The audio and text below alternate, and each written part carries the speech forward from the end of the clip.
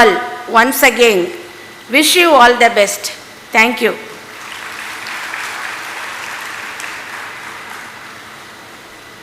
Thank you, ma'am, for your warm welcome. I request a Pro Vice Chancellor, Dr. Parshadi Maulik, to felicitate the gathering.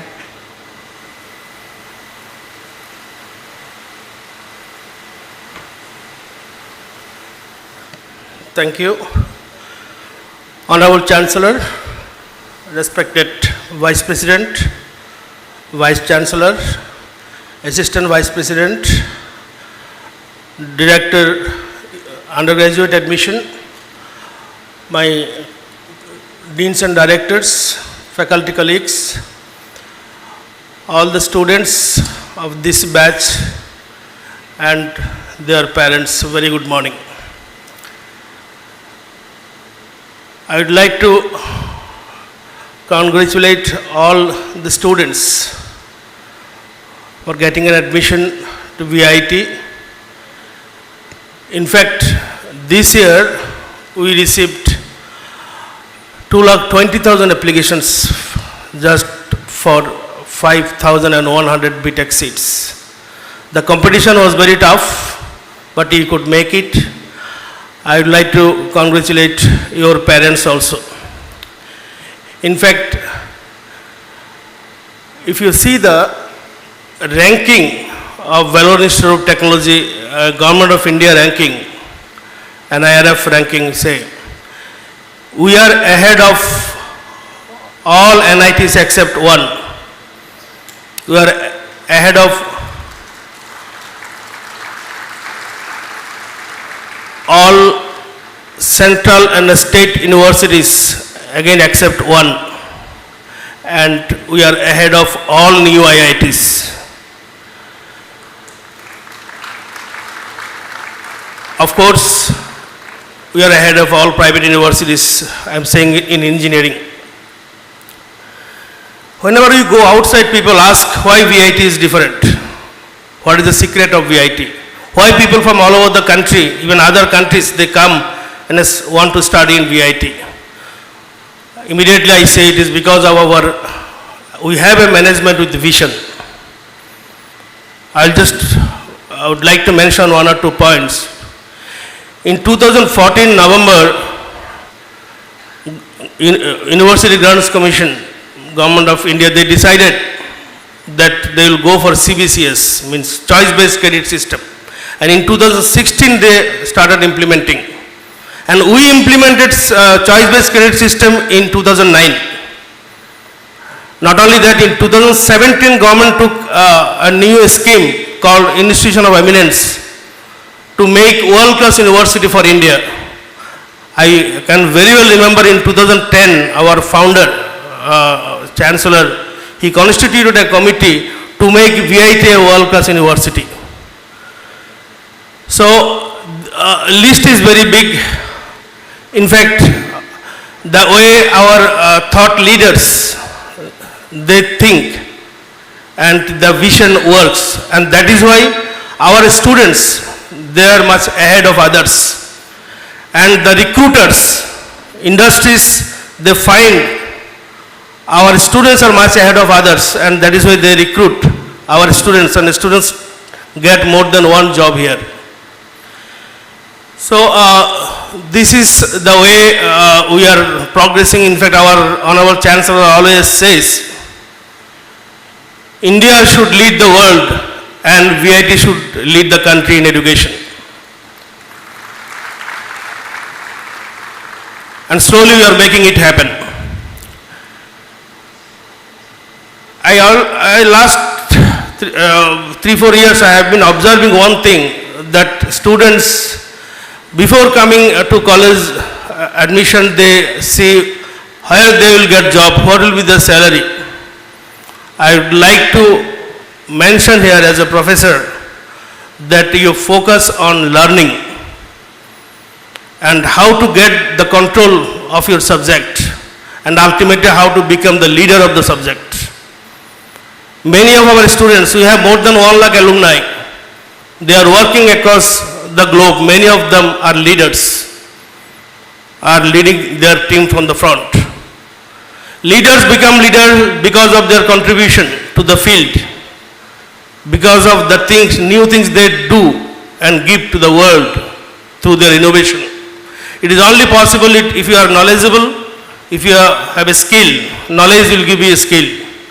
And there are many sources for knowledge. The best is still books, reading books. I'd like to request all the students, make use of our library. We have a very good library. You will get there your textbook, reference book, newspapers, magazines, journals, online books, offline books, fully air-conditioned library. Whenever you get time, you go and make use of the library. Research. You know, we are the number 11th research institution in the country. We have established a state-of-art facilities for research, even for UG students. In fact, earlier people used to think that UG students cannot do good research, but now it has been proven that they are the right candidate for the best research. And in Government of India also has taken many initiatives for doing encouraging UG students for research. We have huge facilities for doing research. I suggest and request the students, with the guidance of your teacher, to involve yourself to research. Here in this campus, we have 40,000 students. And you need not go outside. In this campus itself, you will get all the facilities, extracurricular facilities for extracurricular activities. Then 206 students, clubs and chapters. Students from about 60 countries studying here in this campus. And more than 50 languages. Yesterday our Honorable Chancellor mentions there is a survey that 70 languages students, faculty members, people are speaking in this language, in this campus. And we teach 10 different languages. Huge facilities for sports activities. So this campus itself will give you a lot. You will be able to learn from this campus. So that is why I would like to request you all to make use of all facilities available in the campus.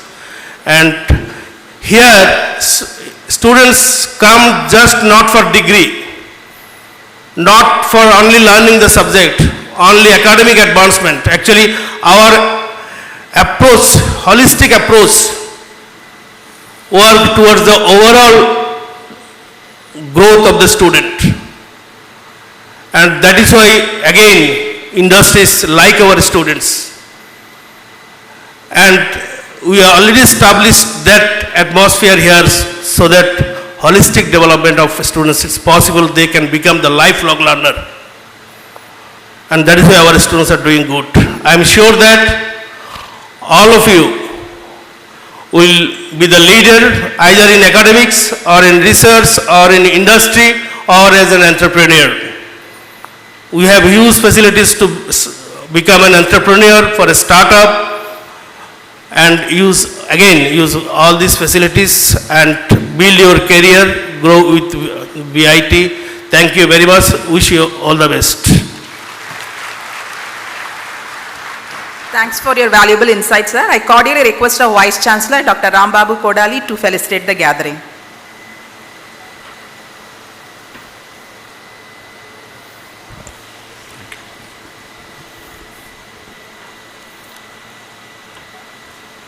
Honorable Founder and Chancellor Dr. G. Vishwanathan, respected Vice President, respected Assistant Vice President, respected colleagues, respected parents and my dear students, warm welcome to VIT Vellore. Very good morning and namaskar to all of you.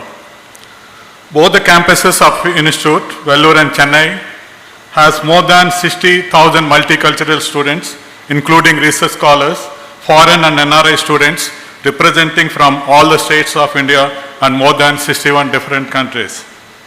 Institute also have 431 universities as the research collaborators across the world. The 15 schools at Vellore campus and 10 schools at Chennai campus offers undergraduate, postgraduate, research graduate programs in various multidisciplines such as engineering and technology, sciences, humanities, management, design, architecture, agriculture, law, fashion technology, and hotel and tourism. VIT is a multidisciplinary, multicultural institute. The academic flexibility of the curriculum enables multidisciplinary learning. I would like to share some of the milestone achievements of the institute. Humble beginning as a Vellore Engineering College in 1984 by Honorable Founder and Chancellor of VIT, Dr. G. Vishwanathan. VIT as a deemed to be university in 2001. Accredited by NAC with CGPA of 3.66 on 4-point scale at A++ grade in its fourth cycle of accreditation, August 2021. MSc Chemistry program offered by the Department of Chemistry has been accredited by Royal Society of Chemistry, UK. From the beginning, India NRF ranking, VIT is within top 20 under engineering and university categories. India NRF ranking 2023 are engineering rank is 11, university rank is 8, overall rank is 17, research institution rank is 11. Shanghai World University rank 2023 within 601 to 700, VIT is within top 3 institutions of India. QS World University ranking 2024 is within 851 to 900. QS subject rank 2023 and India rank are engineering and technology 240th and India rank is 9. Electrical and electronics engineering within 201 to 250, India rank is 8. Chemical engineering within 301 to 350, India rank is 11. Computer science and information systems within 201 to 250, India rank is 7. Mechanical and manufacturing engineering within 251 to 300, India rank is 10. Chemistry within 351 to 400, India rank is 9. Biosciences within 451 to 500, India rank is 10. Mathematics within 351 to 400, India rank is 11. Physics within 451 to 500, India rank is 12. Also, I would like to share with you that 48 professors of VIT are recognized as the top 2% of scientists of the world in a recent study conducted by the Stanford University, USA. Institute is implementing 4P excellence model for the academic excellence, continuously focusing on academic programs, people, process and procedures, and partnership. Institute is offering 75 academic programs. During last 3 years, revised the curriculum of 58 academic programs based on feedback from the stakeholders, benchmarking NEP 2020. Institute is implementing the best practices for the academic excellence. The best practices are equal importance to the teaching and learning and research, outcome-based education. Academic programs are integrated, modular, flexible, multidisciplinary. Choice-based credit system. Academic flexibility for interdisciplinary learning such as specialization, minor, honors and research. Life skills are the part of the curriculum. ICT-enabled teaching learning process. Enhance experiential learning, skill development and critical thinking through tutorials, lab experiments, project-based courses, industry projects and industry internships. Recruitment of highly qualified faculty members. Develop the programs for the faculty and staff. Timely tested, reliable process and procedures to enhance the academic rigor. Establish very good labs, research facilities, research centers, and VIT Technology Business Incubator. Respect for the diversity and local needs. Regarding the placements of last academic year, the total number of companies visited for the campus recruitment are 927. The total number of offers are 14,477. Institute vision is transforming life through excellence in education research. Institute mission is world-class education, cutting-edge research, impactable people, rewarding co-creations, service to society. Institute core values are student focus, strong ethics, striving for excellence, social development, respect for all. Institute is offering quality of education to the more than 60,000 students. Quality and quantity is the major challenge. Our competitive strategy is academic excellence. They develop the work culture to enhance academic excellence. Institute mantra for academic excellence is work culture and continuous improvement. VIT is a place to learn and provides a great opportunity to grow from good to great. Dear students, kindly enhance your imagination, curiosity, analytical skills, experiential learning, critical and innovative thinking, and entrepreneurial skills to grow from good to great. Dear students and parents, once again, welcome to VIT Vellore. Namaskar and Vanakkam. Thank you, sir, for briefing the VIT milestones. At the age of 12, she earned a notable distinction by becoming the youngest biographer listed in the Limca Book of Records for the work My Grandpa, an 80-page biography detailing the life of Dr. G. Vishwanathan. In a short span of her time, she has successfully collaborated technology with traditional medium of education and is truly underway scripting a new page in Indian educational history. I request a proud alumni, Assistant Vice President, Ms. Kadambari S. Viswanathan, to address the gathering.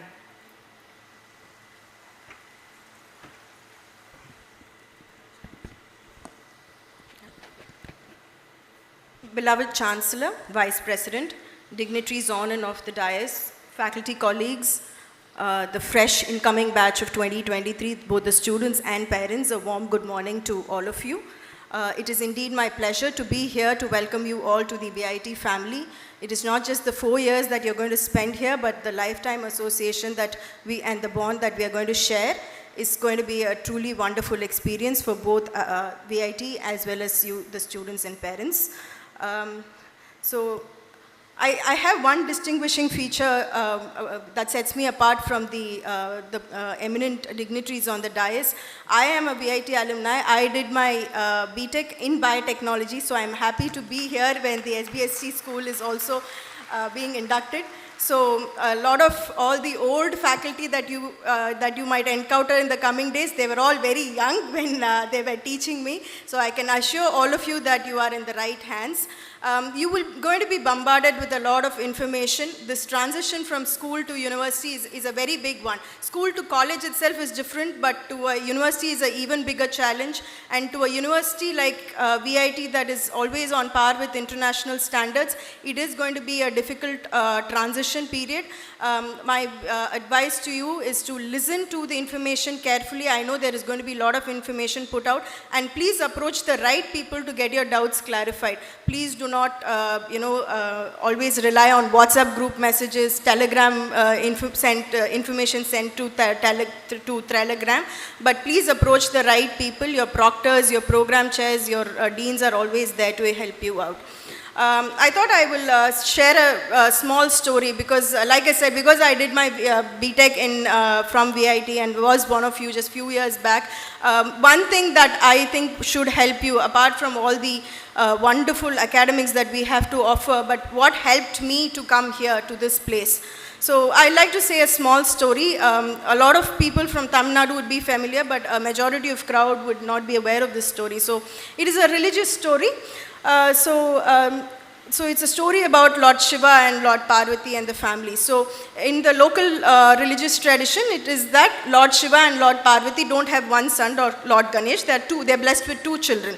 One is Lord Ganesha and the next is Lord Muruga, Lord Kanda, Lord Subramanya, however you call it in your language. So, they live as one happy family, and of course trouble needs to come, and trouble always comes from outside. So there was a mischief maker, a monk, a saint, who came to the house and were in Kailash and came with a fruit, a mango. And he presented the mango to the parents and said, this mango will give you the entire knowledge. It will give your children the highest level of wisdom, and they can command over the entire world and the 7 worlds and whatnot. But only one of them can have it. It cannot be shared. So obviously confusion among parents. I think a lot of households will face this issue on a day-to-day basis. But a lot of confusion among the parents is what to do. And then the parents came up with the idea that let's make a competition. Whoever wins the competition will end up having the fruit. And the competition was to circumnavigate the earth 3 times, and whoever reaches first would be awarded the fruit. Lord Muruga, he has a divine vehicle which is the peacock. So he mounts on the peacock and goes on the tour of going around the world 3 times in order to win the fruit of wisdom. And Lord Ganesha, being the lazy person or the couch potato as we all imagine him to be, he decided saying that my parents are the world to me. I will just go 3 rounds, and he said, you are my world, please give me the fruit. So some parents are clapping. So the parents couldn't counter that argument, and they awarded him the fruit. And it took a long time for Lord Muruga to go around the world 3 times and then come back. So when he came back and said, I have reached first, please give me the fruit, they said, no, your brother has already won the competition, so the fruit goes to him. So he gets very upset, and he renounces everything, he leaves the family. So that's another altogether different story. So he goes and settles in a hill in Tamil Nadu, where he lives as a monk. So right now that is one of the oldest and most venered and richest temple in India, in Tamil Nadu, sorry. So the moral of the story, I think when a lot of parents clapped, they thought I was going to be very naive in saying that you have to go around your parents 3 times every day, or you have to be such obedient and subservient children. That cannot be expected of. In fact, you live in a generation where the parents want to leave you. They want to give your responsibility to others. So I would say the moral that I take from this, or what I would like you all to get to know, is that you are living in a mini India. All cultures, languages, dialects, food habits, different thought ideology, everything is represented here. Anytime, you see a lot of these vloggings where people take bikes or cars, and they said they're travel nomads, they want to explore the world, they want to gain new knowledge. But for all of you, if you just go around the campus 3 times, you will gain more information than that can be available in any travel books or any travel experience. So I implore all of you to talk with a lot of people, friends you might know from, I know like there is a mindset that you form a group of friends, WhatsApp group with your friends from school, friends from your town, friends from your area. But please don't stop with that. For that, you could have studied in your state or in your home city itself. When you have put all the effort to come down to a small town in Tamil Nadu, please make the effort to utilize the rich cultural diversity that we have to offer. If anything, as a leader, that I would say the various thought processes that I was exposed to in my very young age has helped me in shaping my career and in the way that I administer my students and how I am able to interact with a wide variety of people. Because going forward, your technical skills, everybody is going to come with technical skills. You all know how BTech CSE is the flavor of the season. Everybody is studying. But what will set you apart is your people skills and how much you can make yourself distinguishable in a crowd of, say, 1,000 CSE graduates, and that opportunity lies here in VIT. It's always a place to learn and chance to grow. Make the best use of it. Good luck. Have a prosperous 4 years. Thank you. Thank you, ma'am, for the interesting story and the different interpretation for the same. A self-motivated and far-sighted educationalist possessing an innate ability to spot and nurture talent, be it with the faculty, staff, or students, I presently request our Vice President, Dr. G.V. Selvam, to address the gathering.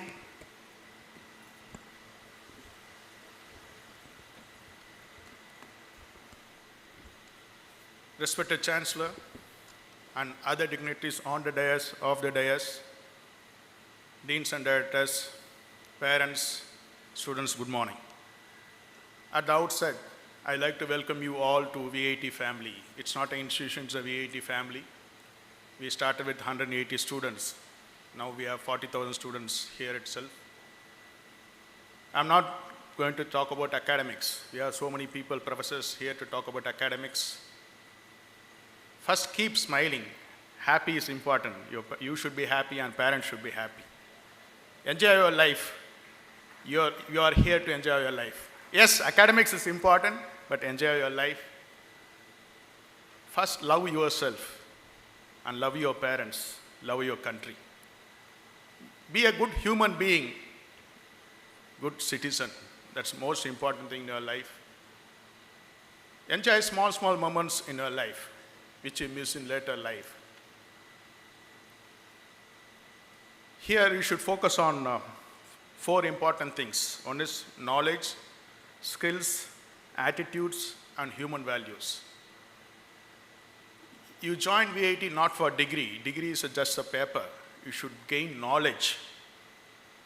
Always you should be a lifelong learner. There's no age limit for learning. Sky is the limit. Our own Chancellor is the example for that. At the age of 60, he went to Harvard for his higher education. Always you should keep learning. As per Bloomberg research, it says 14 skills are needed for a student. Out of that 14, 4 are important. Communication skills, leadership skills, creative problem, and strategic thinking. For all, you need positive thinking. First, you need positive thinking to achieve in your life. You should develop 4 strong human values: simplicity, honesty, integrity, kindness, gratitude, and helpfulness. The most important human values, these are all most important human values you should achieve in your life.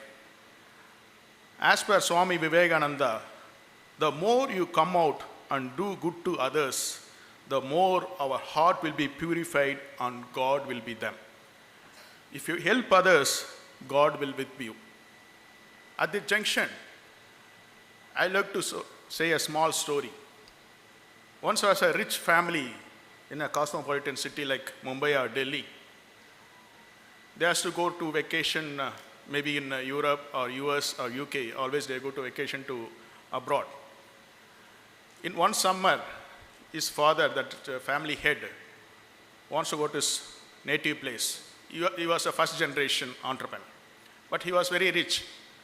But kids didn't join. They don't want to join the vacation, but he compelled and he took this native place, rural place.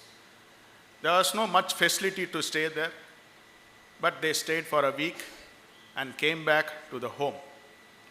During the dinner, he asked his son, what are the difference you felt during the vacation and city life? Immediately he said, Dad, we have one dog in our house. They have many street dogs in the house to play. Dad, we have one swimming pool in our house. They have a fresh water river in their village to swim. Dad, we have LED lights in our house. They have stars in their home. Dad, we have compound wall to protect our family. They have friends to protect our family. Here we have TVs in all the rooms to spend time. There they have family to speak in their home. At last, we have the world in our hand. They have the God with them. That's the difference I felt. Thank you very much for showing me the real life. That's the life. Students should know the value of life. The beauty of India, unity and diversity. Out of 120 crore population, we are united, irrespective of religion, caste, anything. The same thing happens in VIT. Irrespective of religion, caste, state, we are all VITian family. Once again, I welcome you to VIT. Yes, I agree, today you are here to study. Education is the most important weapon, powerful weapon, which you can use to change the world. You are here. In world, Asia is going to lead the world. In Asia, there's a tough competition in China and India.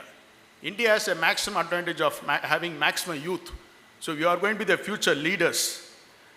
Still, we have the best education system in India, but we have a craze to go abroad.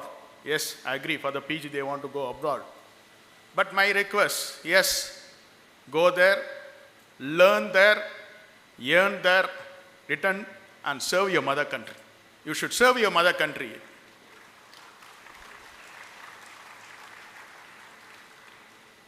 Because of that, our best brains are outside India. They are not coming back to India. I request you, everyone to return to India. I know that it's not easy to get a admission in VIT. After a struggle, you are here. Many of them got bank loan, they want to repay. So placement is very important. As everyone is aware, VIT is known for placement. In third year itself, you are placed, just finally you have to get a degree. But what's company's expectation? They expect IQ, intelligent quotient, UQ, emotional quotient, and SQ, spiritual quotient. Those are most three important things they expect. As a human personality, he has to develop 6 broad dimensions. As I said, intellectual, physical, emotional, aesthetic, social, and spiritual also. What happens after the job? Everyone wants to join an IT company. What happens? Maybe they want to retire at 40, 45 years old because their brain is drained by the companies. They pay well. Last year also we have a package of maximum of 1 crore for a BTech student. They pay well, but 40, 45, they drain the brain of you. Think of entrepreneurship. Yes, maybe 10% of you to think of entrepreneurship. Always don't be a job seeker. You should be a job creator. You should give job to others. We have 2 important days in your life. One is date of birth. Next day is when you are proving to the world why you are born. You should prove and you should be the reason for the smile on our parents. So think of entrepreneurship and do hard work from day one itself. We have a center called Technology Business Incubator where you can come with ideas, unique ideas. We have a seed fund for around 2 lakhs for a group of students who come with ideas. You can utilize that facility. Always, I like to quote this Japanese proverb. If one can do, you too can do. If no one can do, as a V18 you must do.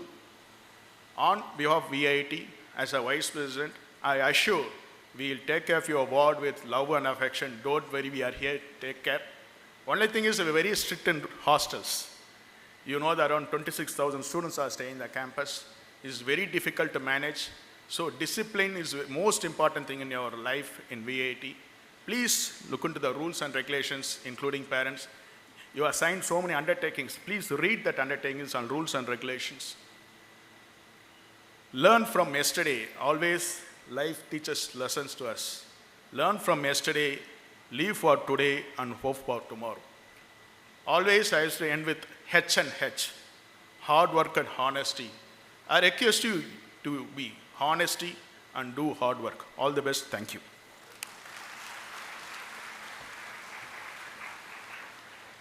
Thank you, sir, for nurturing the importance of the human values. A very proactive person who has played a key role in the growth of the institution, I warmly request our Vice President, Mr. Shankar Vishwanathan, to address the gathering.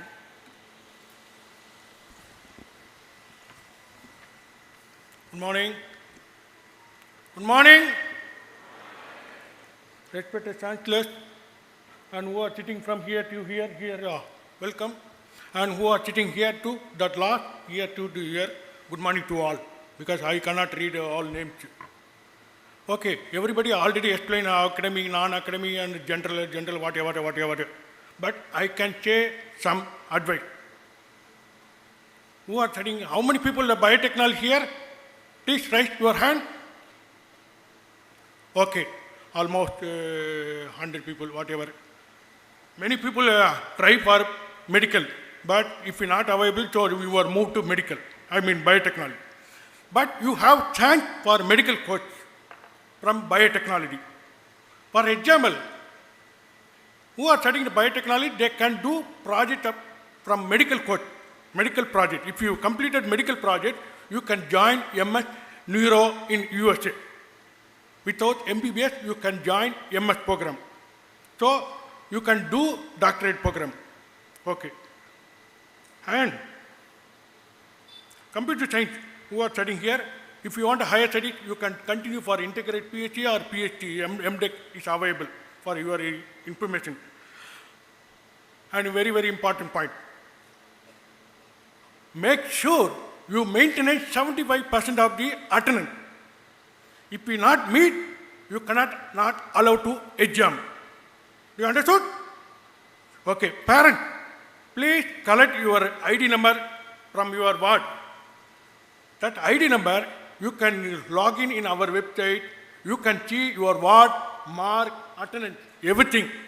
So your son or daughter cannot escape for class, cut the class. Okay? Finally, please follow triple T. When you are start your day, keep 3 words in your mind. That is triple T, try, true, trust. Try for better future, prove with your work, trust in God, then success will be on your feet.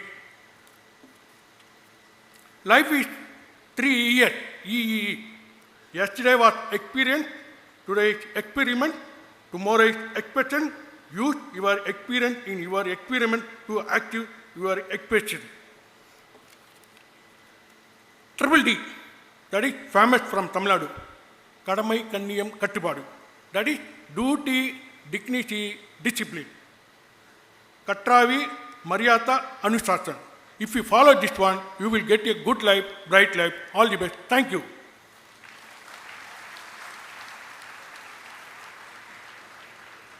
Thank you, sir, for your valuable guidelines. A visionary leader who plays a key role in the growth and the development of India and apparently leads VIT in one of the premier universities in the world. A true inspiration to all. His far-sightedness extends beyond the horizons. I cordially request our beloved founder and chancellor, Dr. G. Vishwanathan, to deliver the inaugural address.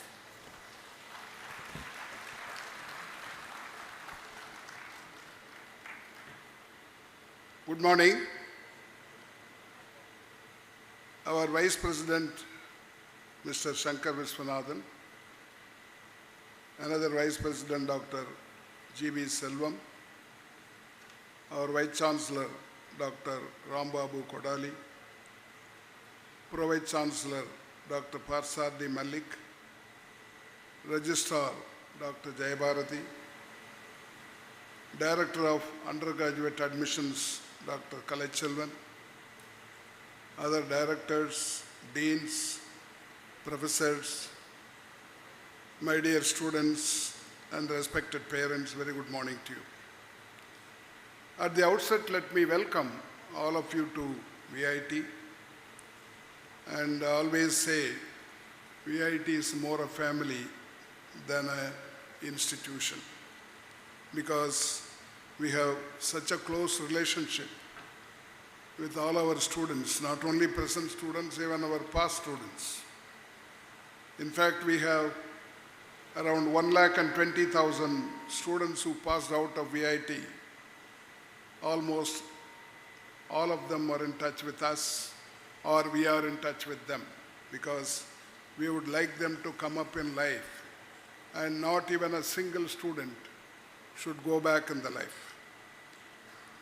I know with great difficulty you have gained admission. We had more than 2,20,000 applicants for this year's admission, and you have successfully come into VIT. Congratulations to you, and also I congratulate and thank the parents for taking you to VIT, because but for their help, you could not come to this level. So it's always, the parents are like gods to all of us. And the first responsibility for us is to take care of the parents and the family. Then comes the society and the country. I always feel that this country, both the governments, the state governments as well as the union government, should take care of education. Somehow, we don't get the support of the government, and that's why the parents are forced to spend more on the education of their children. I hope in the future it may change, because the new education policy talks about 6% of the GDP will be spent on education. At present, we are spending only 3%. Normally, in a welfare state, the government should take care of education and health. That's what all the advanced countries are doing. I hope someday we will be also become like that. At present, more than 140 countries are spending more on education than India, and 80 countries spend 5%. About 35 countries spend more than 6% of GDP. In fact, we should be competing with them, these 35 countries, because unless we become advanced in education, we cannot become an advanced country. We are neither a poor country nor a rich country. We are neither underdeveloped country nor advanced country. We are called a developing nation. That's because we are lagging behind in education. Our gross enrollment ratio or access to higher education is only 27%. A student, a youngster between the age of 18 and 23 is eligible for higher education. That number is taken into consideration, and out of that only 27% are going into colleges and universities. We have around 1,100 universities and about 55,000 colleges in the country. Now we want to increase the GER to 50%. It means that more educational institutions have to come into existence, and also the present institutions have to admit more children. That's the necessity if you want to fulfill the ambition of the new education policy. You have come into a place where it's a mini world, as it was pointed out by here, because people from all the states and union territories of India are here. More than 60 countries are represented here. In fact, we expect more countries to come and join this year and the near future. So there is no caste, religion, language, state, etc. You are just treated as citizen of India or citizen of the world. Only thing is, you must be ready to get the opportunity. I go around the world and find out that our youngsters have enough opportunity to go and serve anywhere in the world. Already we are doing, but we have more opportunities now, because many of the advanced countries, the population is declining. In fact, we are growing much more than even China. We have overtaken China without any government help. This year we have overtaken the 140 crores of China. But unless we improve our education and give them an opportunity, it will be difficult to go and compete with the advanced countries. The students who studied in VIT are now working in more than 84 countries. It means that you have seniors who can guide you, because we have strong alumni association. And in order to get a job, Dr. Samuel Rajkumar's team is there. They will bring all the companies, Indian companies, international companies here, and you should be prepared to serve them. Of course, you should be qualified for selection. In fact, once it was difficult to get a company or get them enough salary in a company. Now it is the other way. I find some students get 3 or 4 offers from different companies, and instead of the company choosing the student, now the student chooses the company. That's not easy in other campuses. It is possible in Willow, in VIT. So I congratulate you in advance. Only thing is, these 4 years you should spend usefully and attentively, because we have very good teachers, about 2,000 teachers here, committed teachers, and we have all the facilities, whatever is required.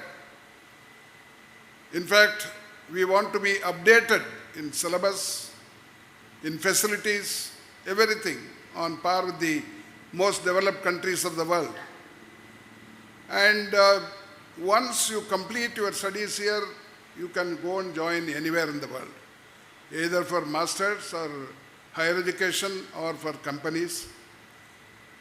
And as it was pointed out here, we require a very good discipline, because that is the one thing which can take you upwards in your life.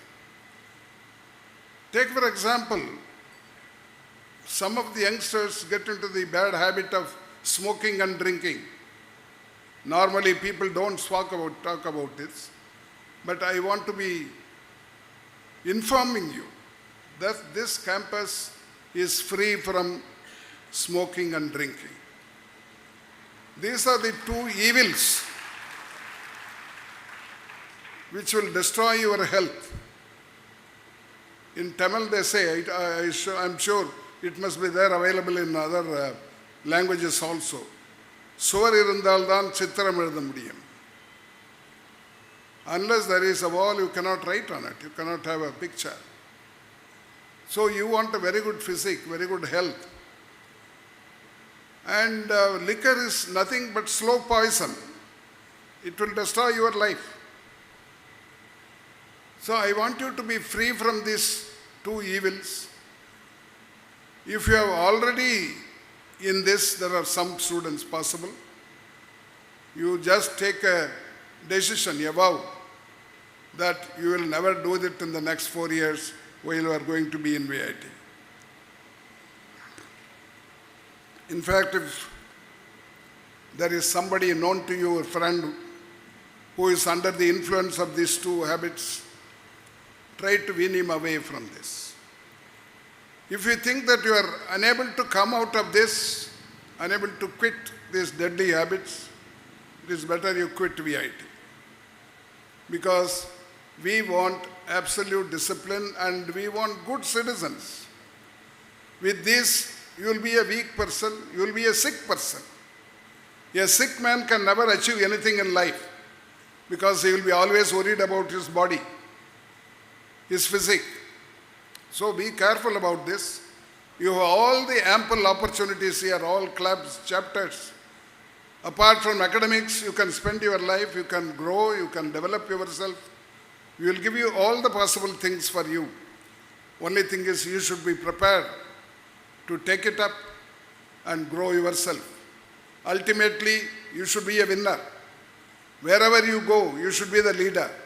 Whether you are the private company, government company, part of the government, wherever you go, you should be recognized, you should be treated as a leader, and that's what you can contribute to your parents, to your home. Ultimately, you have to take care of your family, the society and the country. And this country is bound to grow. And only education can reduce the inequality which is available now in the country. India is one of the most unequal countries in the world because whatever growth takes place, it goes to only the upper strata of the society. Only education can reduce that, and I want you to be successful in this, and I welcome all of you to the VIT family. Thank you. Thanks for sharing the warm wishes to our freshers, and as Sir mentioned, be good in all the ways. We are close to the end of the inaugural session. We have the various talks lined up for the day. We will continue with those immediately after the inaugural session. I would like to call our UG Director, Dr. G. Kalaiselvan, to deliver the oath of thanks.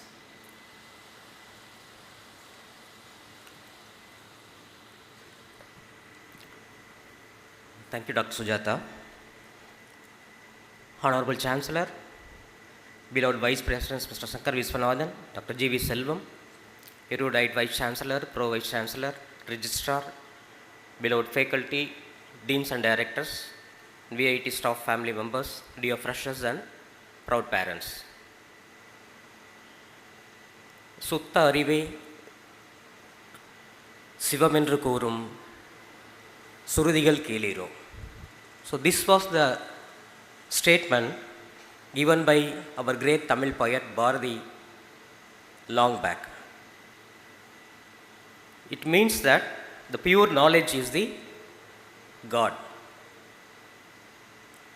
I submit my gratitude on all of you, on behalf of all of you and others, to having built this temple of knowledge, VIT, and elevating VIT among the ranks of international. I thank you, sir, for your vision and insight to have created this VIT Institute. So this is evident from the trust placed by the freshers and students getting into admission, preparing for the exam and getting into admission, and trusting us for your higher education. I thank them. Second. So this administration was ably assisted by Vice Presidents Mr. Shankar Viswanathan and Dr. G.V. Selvam in this journey. And I also thank Mr. Shankar Viswanathan for the triple E's, triple D's and triple T's for the happy life in VIT.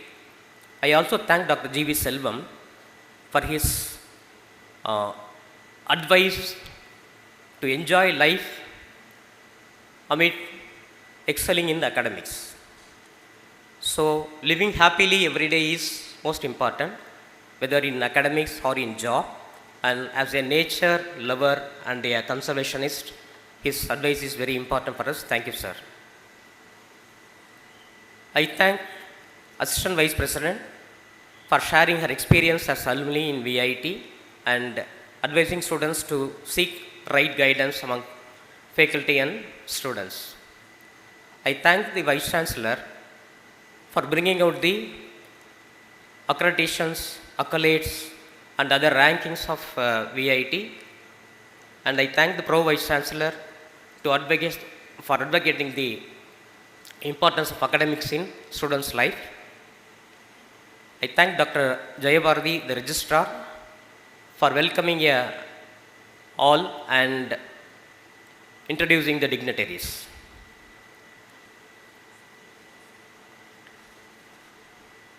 I place in record with gratitude the efforts of Dr. Naiju, Director Students Welfare and his team, Dr. Ruban Kumar, Director Event Management and his team, Dr. S.K. Sekhar, Director Estates and his team, Dr. Anthony Xavier, Director Academics and his team, for making a grand reception for the freshers and the mix of activities for the induction program. I request a big round of applause to them. We also thank the deans and various schools, directors of centers and support departments who always keep flying our VIT flag very high and excelling in their specific roles to bring many laurels to the institute. We express our gratitude to the software development cell led by its director Dr. Anthony Raj, Dr. Sindil Murugan and Mr. Shankar for their unstinted support during the admission process. Our grateful appreciations to CTS team headed by Mr. Mohan Kumar, Deputy Director, and Finance team led by Mr. K. Bhaskar for extending all help during this admission process. We also thank the functional departments like HR, Outreach, Facility Management, Corporate Communications and Media Relations, Security, Transport teams for having arranged this grand reception and other processes during admission cycle.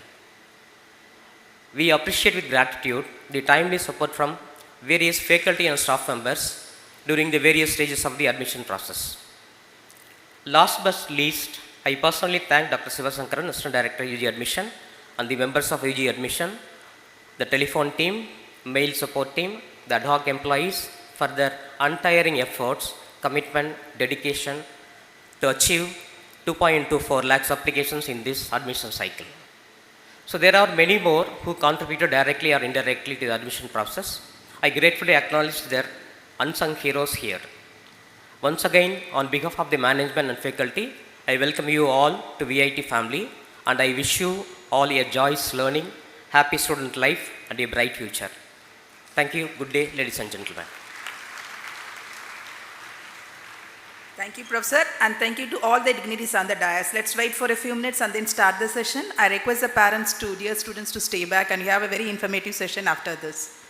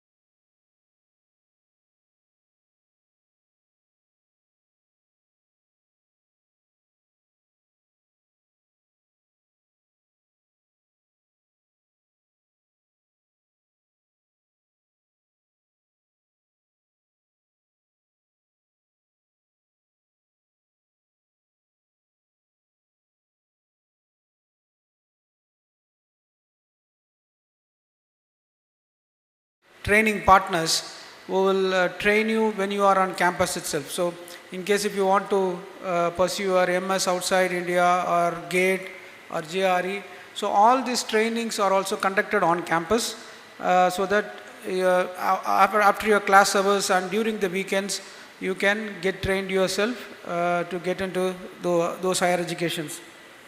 So this is one slide which talks about the last year placements. As you all know that the recession started last year. The impact of recession can be seen in the campus recruitment process across the country.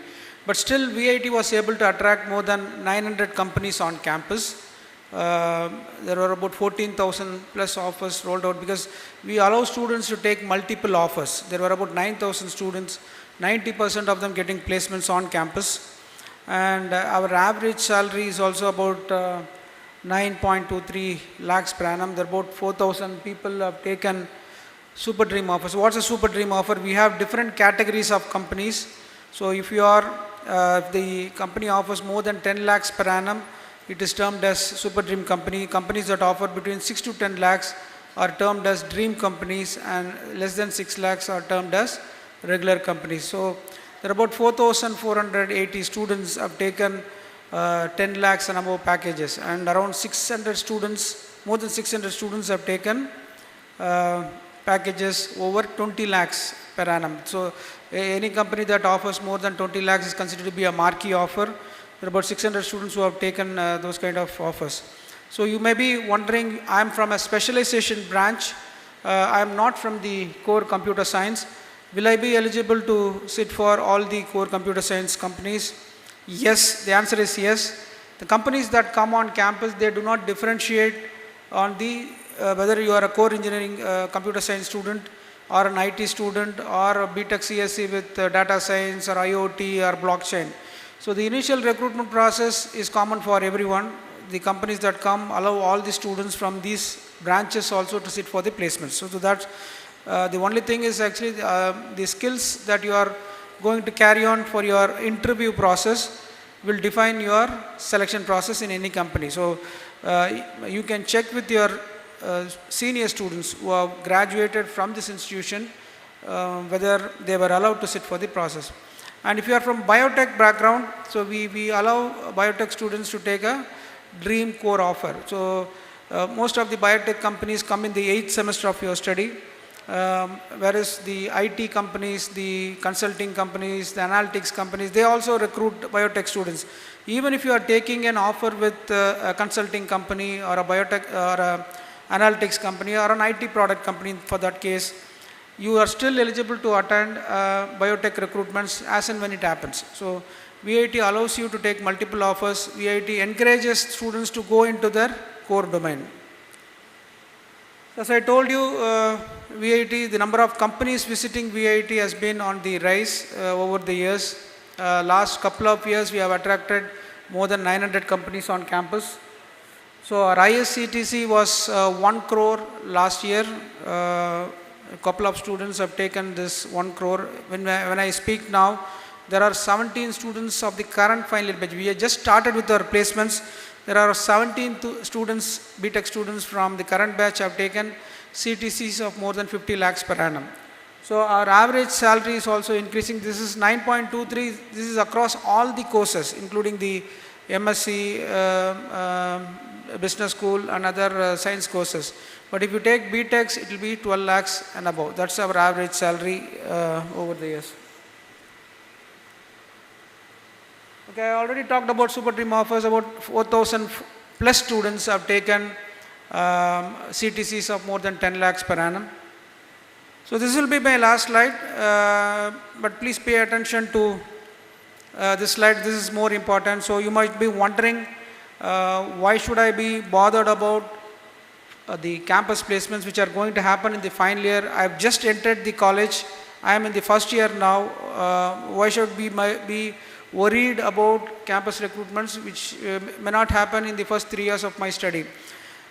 See, as I told you, VIT gives you multiple opportunities, but the most important parameter for any recruitment process by a recruiting company is your CGPA. So people say CGPA doesn't matter, only the skills and the technical knowledge you possess, your communication skills you have will get you a job. Yes, of course, actually all this will get you a job, but since we follow a centralized placement process, getting a high CGPA will make you eligible to sit for many of the good companies. So some of the companies will restrict you to sit for the process based on your eligibility criteria, based on your CGPA, because since we follow a centralized process, there will be large number of students with good CGPA. When this IT product or a core engineering company from biotech is coming, so their numbers will be very limited. So they hire in only about 10-15 students from the campus. So which means they spend a lot of money on testing you for the recruitment process. They don't want so many students to sit for the process. So the minimum thing what they can do is, the easiest thing is going by the CGPA in shortlisting students for the selection process. So if you are not having a CGPA of more than 8.5, it's going to be difficult. You will definitely get a job, but the job you want to get in, the company you want to get in, sometimes may restrict you based on your CGPA.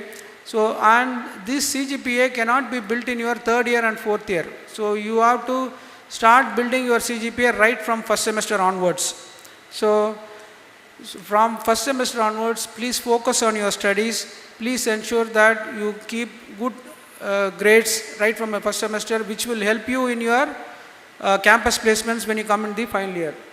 The other one is, apart from the CGPA, the companies expect certain criteria on your CV. One is the internships, the other one is some of the industry certifications. So VIT facilitates industry evaluated certification. While you are on campus, you are allowed to do industry certification. The VIT's Career Development Center will help you in getting the certifications done. Please ensure that you have at least 1 or 2 certifications before you enter the final year of your study. Okay, so this may be AWS, sales flows, ethical hacking certification. For biotech, we have signed with the LSSDC to get a biotech related certification. So this will help you when you come for the campus placements. Internship. So unlike other institutions, you have a 2.5 months vacation in your summers.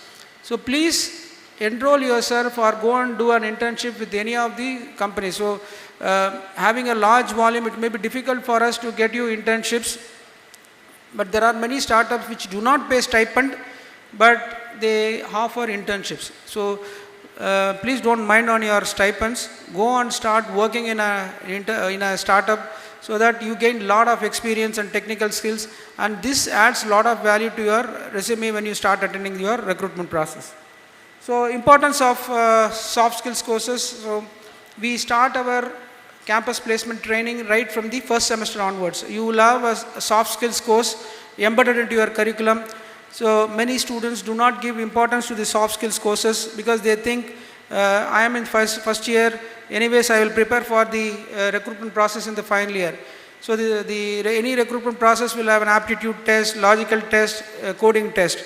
So unless otherwise you start learning the concepts right from the first semester, it will be too late for you when you start attending the process. So this is a 1.5 credit academic course. If you fail in this course, again you will not be eligible for the recruitment process.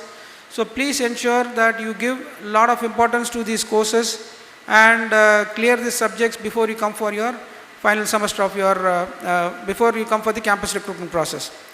Okay, the other one is your area of interest. Right from your first year onwards, actually you can identify your area of interest and start building the competencies based on your area of interest. In the sense, you should be very strong in your fundamentals. If you choose a subject, be strong in the fundamentals as well as the advanced concepts.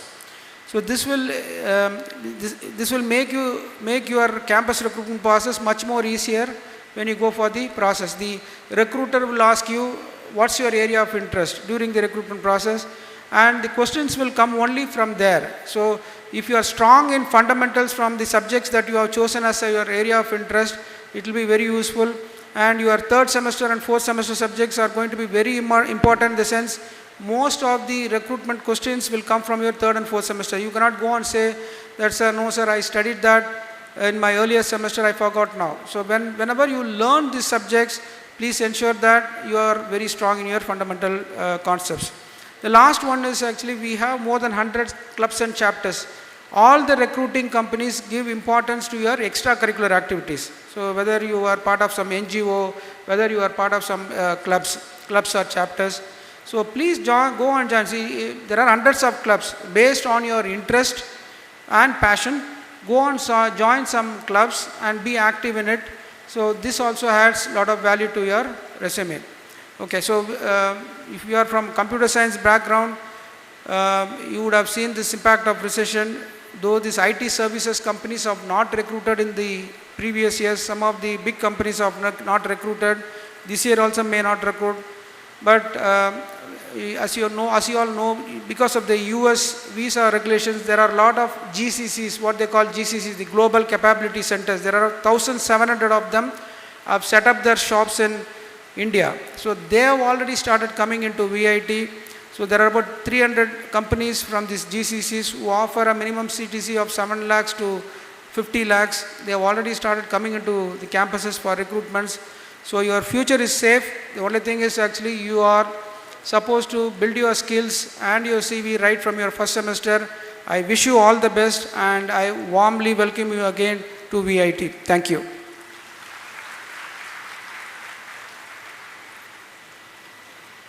Thank you, sir. So as sir mentioned, it's not only academics, kindly attend and be attentive with all other stuffs in VIT too.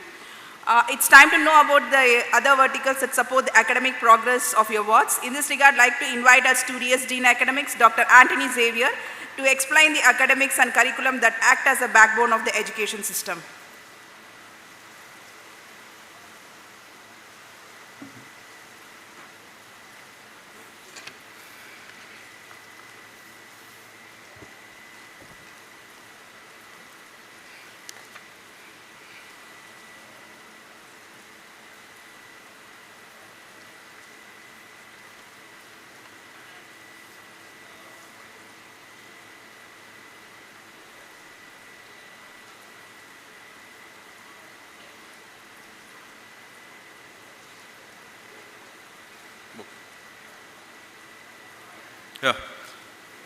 Good morning to all and warm welcome to the first year freshers and also their proud parents. So let me start with the agenda.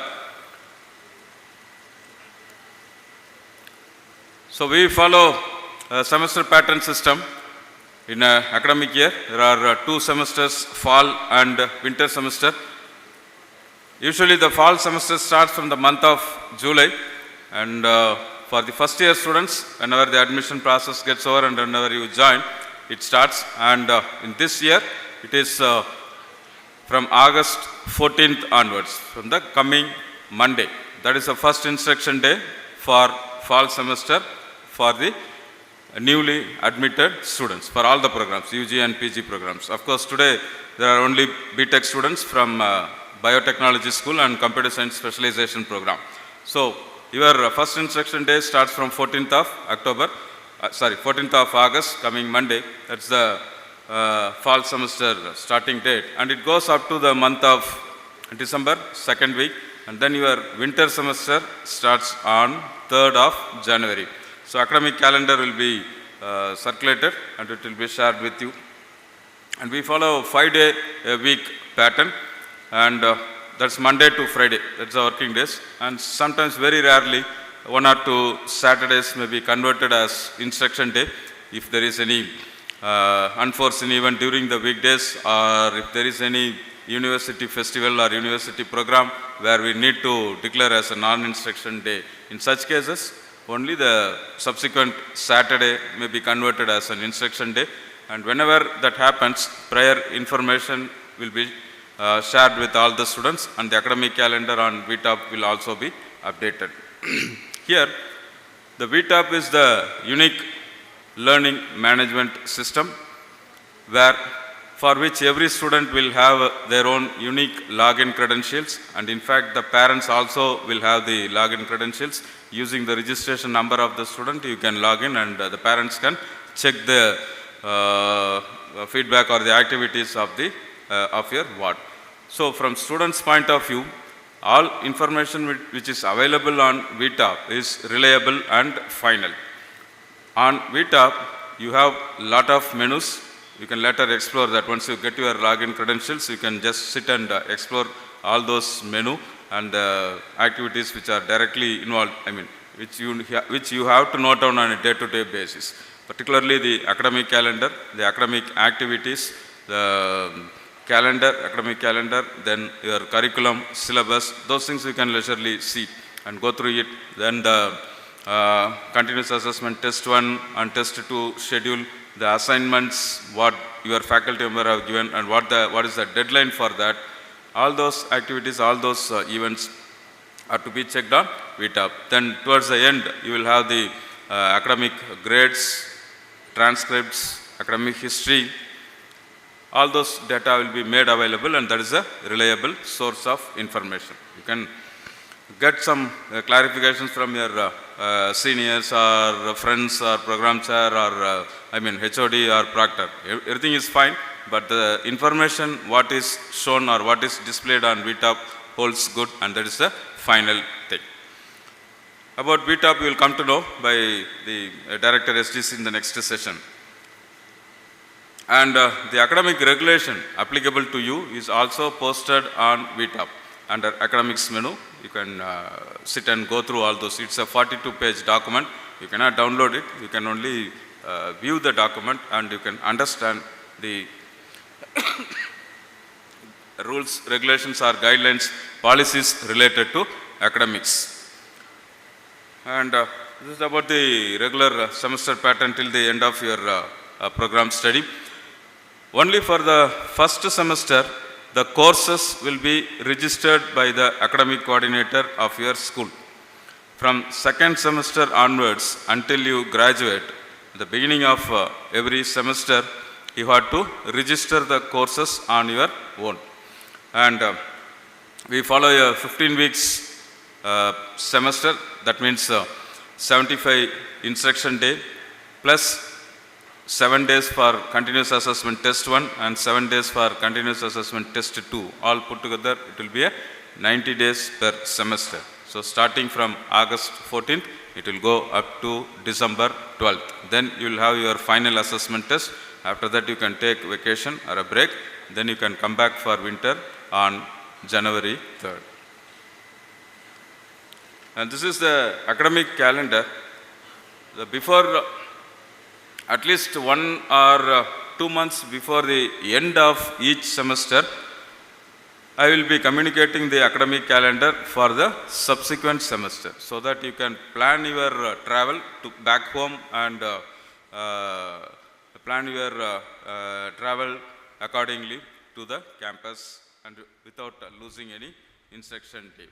So for that purpose, I will be sharing the academic calendar at least 2 months before the first instruction day of the semester. So here you can see that the first row, it is 14th of August, commencement of fall semester. Then all those activities or events which happens in this fall semester is already mentioned. And towards the end, you can see the last row, it is 3rd January 2024, the commencement of winter semester. So this information or this page will be shared with all the first year students on 14th Monday when you get your official VIT email ID. Then I will share the calendar through mail. You can check that. And the same data has already been posted on VTOP. And when you get your VTOP login credentials, you can open that and you can check the calendar. In that calendar, more details will be available. This is only the summary. The day-to-day event will also be posted on VTOP calendar. So that you have to refer and act accordingly, attend the classes. So all important events, even the festivals or university festival or even other your Deepavali, Ayudha Puja, like that, everything will be mentioned there in the calendar. And then we have the we follow the fully flexible credit system as our previous speakers would have mentioned about this fully flexible credit system. the significance or uniqueness about this is the student can choose the courses, choose the faculty members, choose the session and finalize the timetable on their own from the second semester onwards. For the first semester alone, courses will be registered by the academic coordinator, whereas from the second semester onwards, you have to register the courses on your own. So this flexibility is given to all the students. Starting from 2008, we follow this fully flexible system, and complete freedom is given to the students to choose the course and finalize their own, design their own timetable pattern for every semester. See, depending upon your own strength, you can register as many number of courses, but the minimum limit is 16 and the maximum the system will permit for 27 credits in any semester. Depending upon your own strength and your own choices, you can freeze anywhere between 16 to 27 credits. And the ideal number or the average number of credits per semester will be somewhere around 22 or 23 credits. You can calculate mathematically out of 162 credits, that's the maximum limit, maximum credit requirement for degree eligibility, and in 7 semesters you can just calculate. It will be somewhere around 20 or 21 credits per semester. That is sufficient. The reason is, instead of registering for more courses and finding it difficult to maintain your CGPA, it is better to register less number of courses and have a good CGPA to become eligible for the placement activities at a later date. So that is the simple suggestion. Otherwise, you have your own freedom to register to a maximum of 27 credits. And our curriculum is designed a modular based curriculum, and outcome based education system is being followed. We have a automated system to evaluate the outcome attainment that we will take care. But if you look at the syllabus of every course, there will be a set of objectives and a set of outcomes. So later you open your VTAP and go to your curriculum, check the syllabus for each course. You will understand that what is being expected by studying those courses, and whether you have attained or not will be evaluated at the end of the semester. And if you look at the curriculum, you can see there are some discipline elective courses, discipline core courses, and foundation core courses. Various patterns are there. You can look at this one. So this curriculum structure is applicable for all the BTech programs. There may be some minor variation in between, but altogether 162 credits is required to become eligible for getting a BTech degree. In this you can see the foundation core, there are 49 credits, which includes maths courses, 4 maths courses, 1 physics theory, 1 physics lab, 1 chemistry lab, and other courses are there. And 1 foreign language course is there, 1 humanities social management course is there. As per VIT policy, every student have to study at least 1 foreign language course. If you are interested to do more languages, that also is possible, foreign languages, but minimum you have to register at least 1 foreign language course during your second semester or third semester, whenever it is available. Then we have elective courses, projects, internship, open elective courses, then bridge courses, and non-graded core requirement courses. That's for 11 credits. So this non-graded core requirement includes ethics, values, environmental science, essence of traditional knowledge, and innovations, and introduction to engineering science, and 1 extracurricular activities. Except these extracurricular activities, all the other non-graded activities will be registered by academics office 1 per semester. Therefore, for the first 5 semesters, you will be doing all this non-graded course. Automatically it will be registered, and then extracurricular activity is left to the choice of the student, because there are around more than 100 students clubs are there. Based on your interest, you can register in any one of the extracurricular activity and earn the credits. So altogether it will be 11 credits. Otherwise, 151 credits are to be earned in the span of 8th semester, then you can just calculate how many courses need to be registered per semester. It will be close to 120, close to 20 or 21. That's why I told the ideal number for every semester is just 21 or 22. Need not go to the maximum and struggle yourself or find it difficult to get a better CGPA. And course components includes lecture component, tutorial and practicals. Some of the courses may have some tutorials like mathematics courses, or otherwise it will be lecture, theory course and with a practical component. Then we also have project courses, project type courses under elective categories. So there are some 7 project type courses for which the student need to do some research work under the guidance of a faculty member.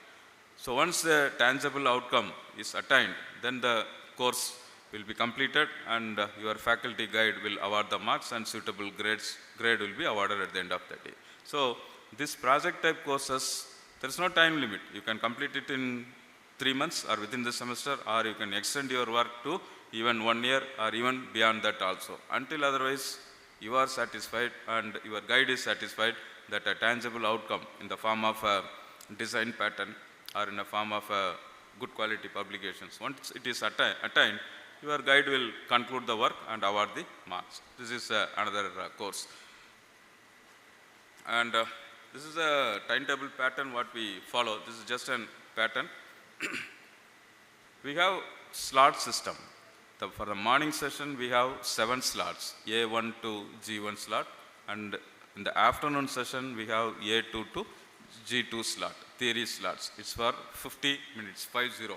8 o'clock it starts, and the first session, A1 slot, will be 8 to 8:50. Likewise, A2 slot, it will be 2 o'clock, 2 to 2:50. And likewise, it is being uniformly distributed so that any course which is registered in one slot will be distributed within the week.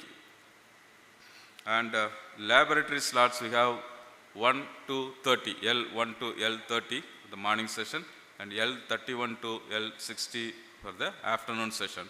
The laboratory session in the afternoon goes up to 7:20. And courses will be made available by the timetable coordinator, the academic coordinator of the school. And during the course registration, you can check your comfortness, whether you will be comfortable in attending the theory classes in the morning session or in the afternoon session. Accordingly, you can register the theory courses. If you register theory courses in the morning, then it is advisable to register the laboratory courses in the afternoon and vice versa. So accordingly, you can register the course. Most of the courses will be offered in multiple batches. For example, 10 batches means 5 in the morning session and 5 in the afternoon session. So depending upon your convenience and your mindset, you can register the course and you can accordingly continue with your studies. So this timetable pattern will be filled for this semester, hopefully by tomorrow evening. Before Monday, it will be finalized, and by Saturday evening or Sunday morning, you check your VTAP and look at the timetable. Your courses will be filled here. Your timetable coordinator would have filled this one. According to that, you can start attending the classes from Monday onwards. So this point I already told, maximum of 27 credits will be registered, can be registered at any point of time, any semester. But for this semester, your academic coordinator will register somewhere around 20 credits or 19.5 credits for the first semester.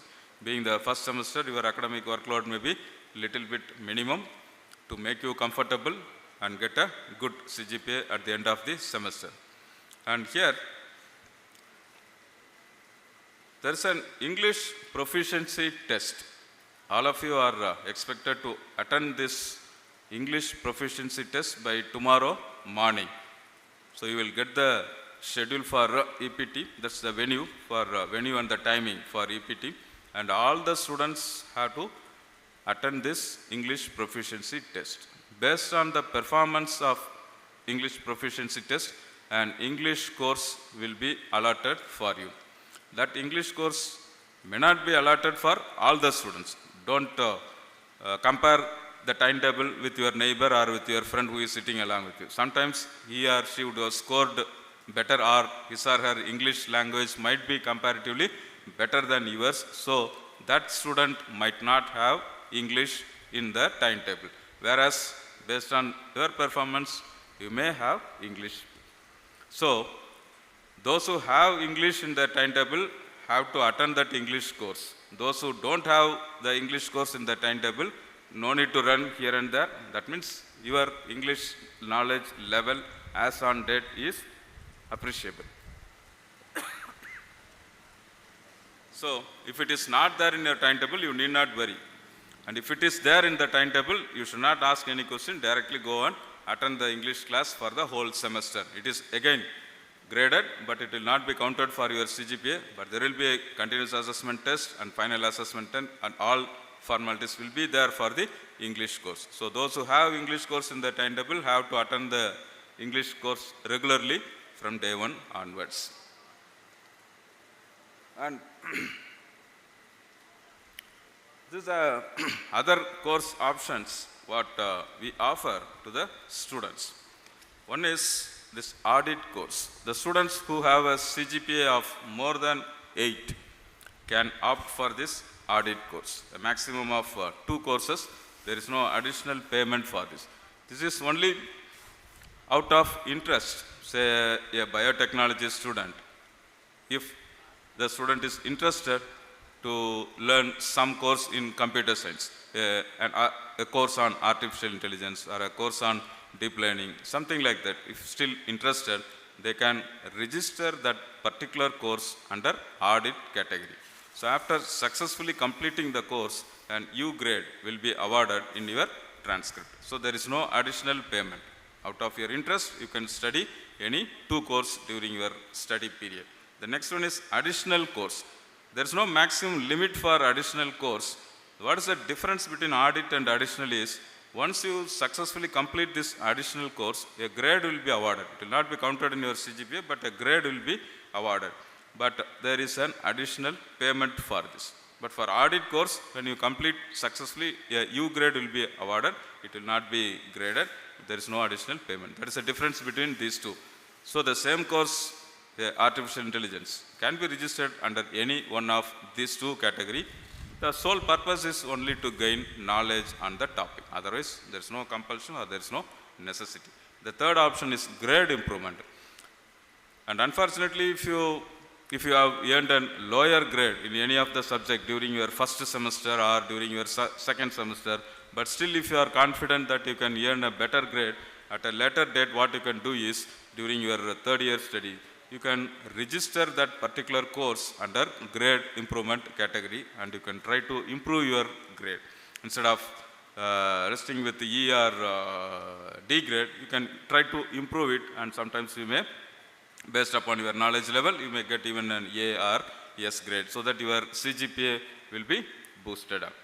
That's the reason for providing this opportunity, grade improvement, whereas only 1 course per semester will be available, the system will permit you for registering. Then course substitution, this is applicable for elective courses. Sometimes you may register some elective course based on the availability, but at a later stage you may find it difficult to cope up and you may lose interest in that elective course. So we give an option after continuous assessment test 1 to drop that course. You can drop that, and subsequently in the next semester or even after 2-3 semester, you can substitute this course with some other course in which you feel comfortable. So that is what we call it as course substitution. This is applicable only for elective courses, not for core courses. Core courses are to be completed as per curriculum. Then the credit transfer opportunities. So we provide opportunities to the student to complete a maximum of 21 credits in any universities abroad where we have MOU. The students can take a break of 1 year to visit some of the abroad university, complete some courses, even the project also, final semester project also they can complete, and we give opportunity to the students. They can go complete some courses and then make use of it for credit transfer. Discipline elective courses and also discipline and also open elective courses. Before going, you need to get approval from your HOD and from academics office. So these courses may be considered for credit transfer after successful completion from any of the abroad university. So maximum 21 credits are being permitted. And apart from that, here UGC have provided an option under NPTEL Swayam. You can check your website. So there lot of courses are being offered by professors from Indian Institute of Science and various IITs and reputed NITs also.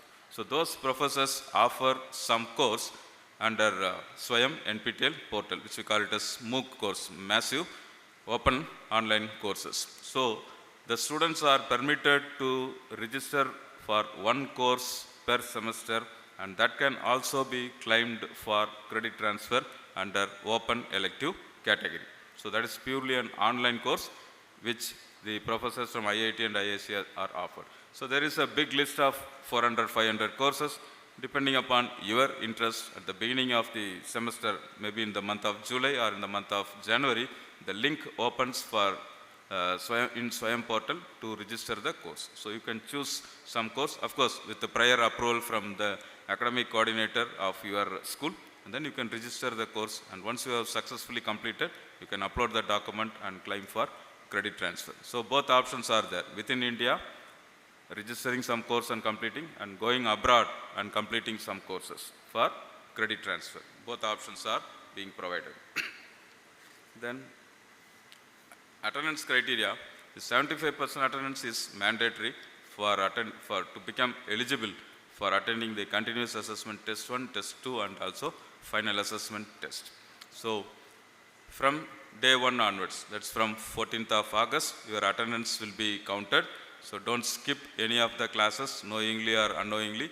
Go through the timetable, familiarize yourself where you have to go for the first hour, where you have to go to the second hour. Mostly all the theory classes might have been scheduled in the same classroom as far as possible. Sometimes there may be a change in classroom. So whatever is there on Vita, on your timetable pattern, that holds good for the whole semester. So familiarize yourself. Don't go late to any of the classes. That should be avoided because some of them may be lenient and some of them may be very strict. So avoid going late to the classes. Of course, in between each class you have 10 minutes time, 10 minutes break. So make use of it. And if there is any change in venue, go to the venue in time, attend the classes and ensure that you get the attendance for the particular class. And then, of course, at a later date from second semester, third semester onwards, if your CGPA is more than 9, then you will be exempted from this attendance criteria. It doesn't mean that you should not attend the class. You have to attend the class, but this attendance eligibility criteria may be relaxed for such students who have more than 9 CGPA. Then N+3 after the minimum time period. Your degree study period is 4 years plus another 3 years is given for you for any student to complete the degree. It is maximum 7 years you have to complete the degree. So you need not think bad about that. You can complete everything within 4 years and become eligible for your degree. These are worst cases. Semester year break on medical grounds.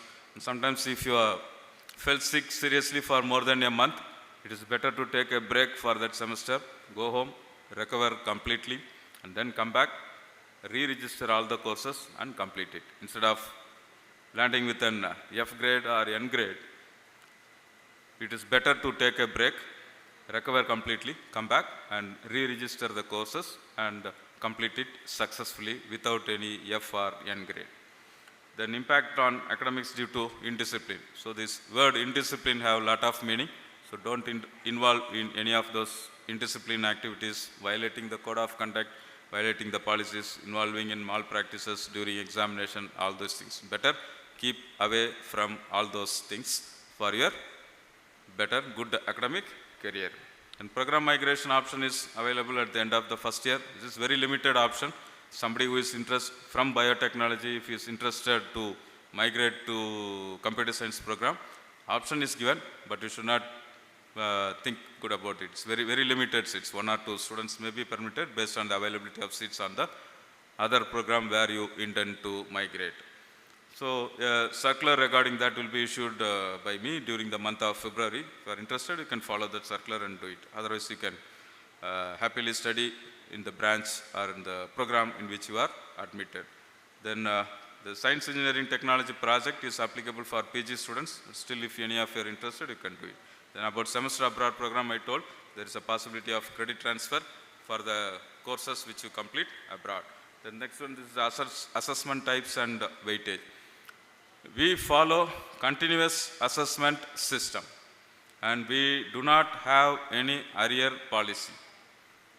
So if you want to become eligible for placement, you have to complete all the courses then and there within the stipulated time period. That means within that semester in which you register the course. That's why earlier I told, don't try to register to a maximum of 27 credits. You restrict yourself with 21, 22 credits and focus on your study. Focus on how to improve your CGPA. That is more important. Remember, we don't have any arrear policy. Only timed out students are permitted. That is exception case. After 4 years, you are not competitive at all. So at that time, you will permit to complete the courses by arrear. So within this 4 year, you have to, if at all, if you get an F grade or an N grade, you have to re-register the course in the subsequent semester, attend the classes, again you have to do all the assignments, all the test quizzes, everything, attend the final assessment test, then only you can become eligible, or only if you successfully complete the course after that, it will be counted. I mean, your CGPA will increase. So here we have during the first instruction day to CAT 1, normally there will be 25 instruction day theoretically. Sometimes it may be on a higher or a lower side. But whatever it is, the dates are fixed for continuous assessment test 1 and test 2.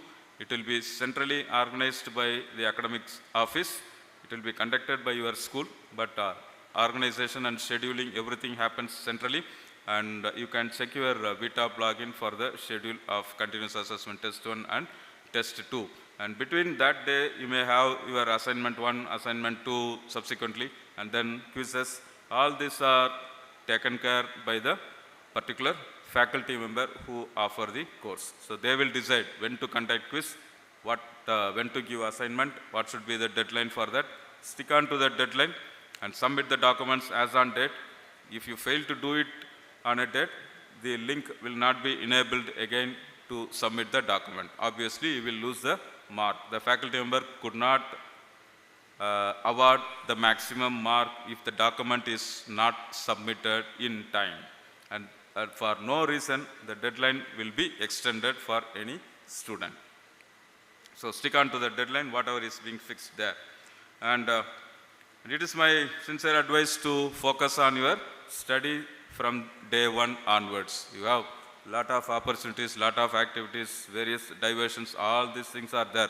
But it's my duty to insist that every student should focus on your studies from day 1 onwards. You cannot build your GPA or CGPA at the end of 7th semester or 6th semester. It is not at all possible. You have to build your GPA from day 1, from first semester onwards, and for that you should focus on your studies from first day onwards.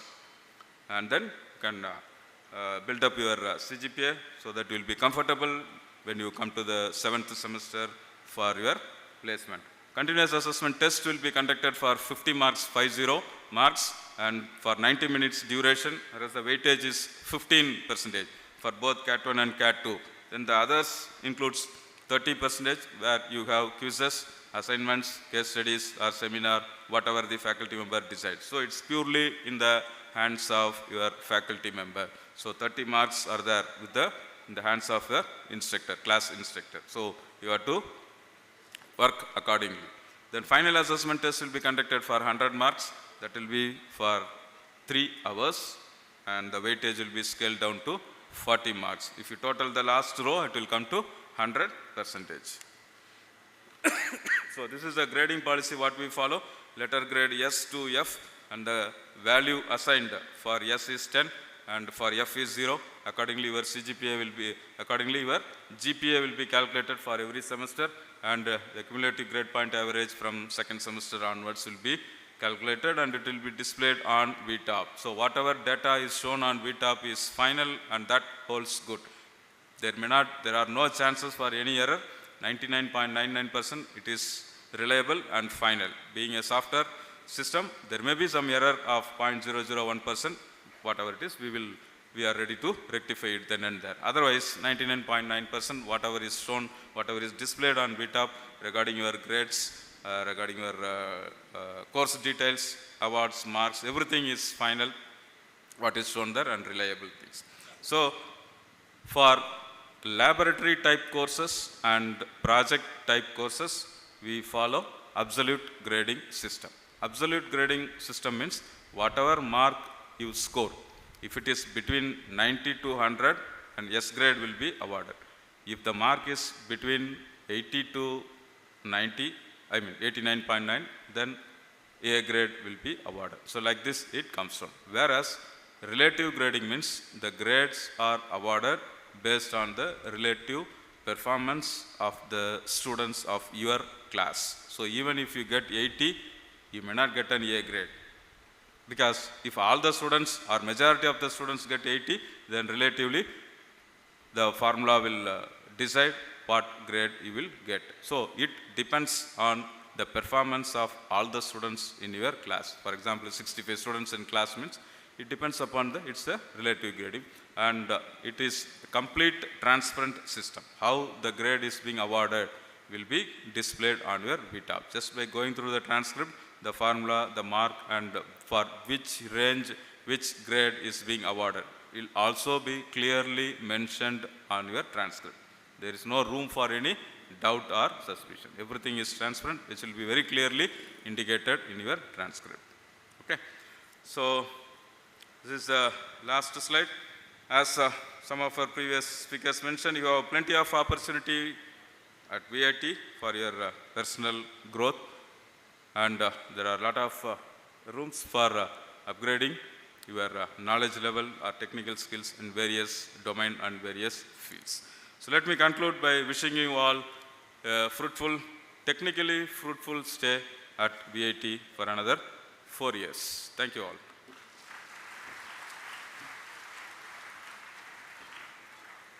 Thank you, Professor, for providing the clear insights into the academics. We always believe that consistent evaluation and continuous upgradation are the pillars of academic progress. We have a meticulous examination system. In this regard, I invite our impartial controller of examination, Dr. Sridharan TB, to explain the process of examination. Thank you, ma'am. Very good afternoon, dear parents and students. Warm welcome to all of you to VIT Vellore. Myself, I am Dr. TB Sridharan, Professor, Controller of Examination, VIT Vellore. We have a team of 30 members totally, 27 staff members, and a Deputy Controller of Examination, Professor S. Sivabalam, Professor S. Balasubramanian as Assistant Controller of Examination, and 27 staff members who does the complete process of examination in the campus. You are accessible to our office through this website in the link given here, www.vit.ac.in, academics and COE. You will be accessible. Everything you can access through the website in this link. And the office is responsible for conducting the final assessment test examination for all the examinations, all the courses conducted within the university, and also evaluating the answer scripts, publishing the results, permitting the students to see the papers after the evaluation or after the publication of the marks, and also if permitting them to apply for a revaluation process and also appellate evaluation. All this process you will be permitted and you will be applying through VTOP portals. And also the office is responsible for issuing the transcripts, mark sheets, consolidated grade sheets, provisional certificates, degree certificates, and all those related to the examination process. And after completion of your course, you will be joining in government organization or private or industrial organization. Your certificate will be verified by our office. And also, alumni, whether it is a national or international agencies, were for verification through WES or E-Synod, all this done by our office.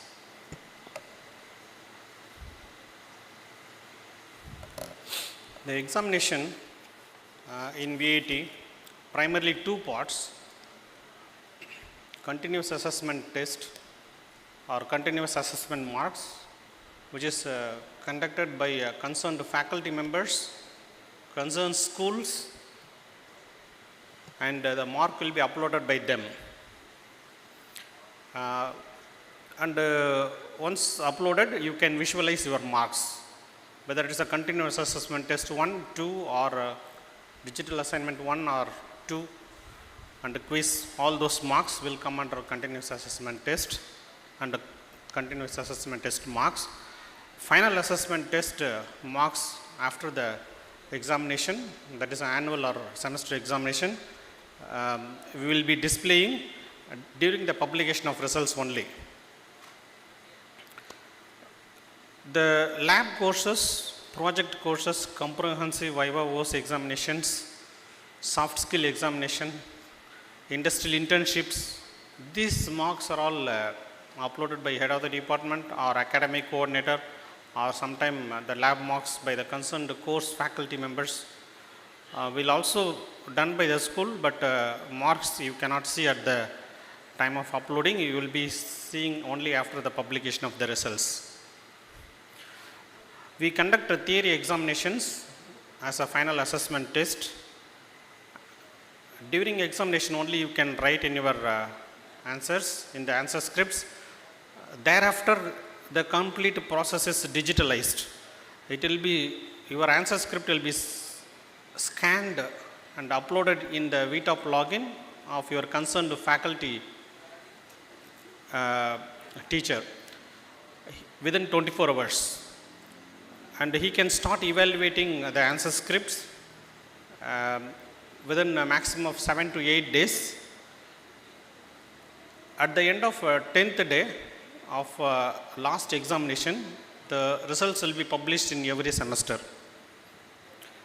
After that, the results once published, you will be permitted on the same day to see your answer scripts.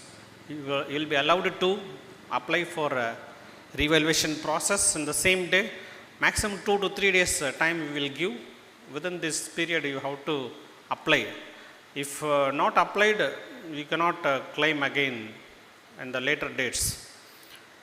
Reevaluation process will be done within a week's time, and students who are not satisfied are eligible to apply for appellate reevaluation as well. Even after all those things over, the grades of your exam will be uploaded or upgraded. Grades, grade histories, everything will be upgraded in your VTOP portal. Those who got fail mark, you will be encouraged to re-register the course. That again you have to approach the academic coordinator of the school.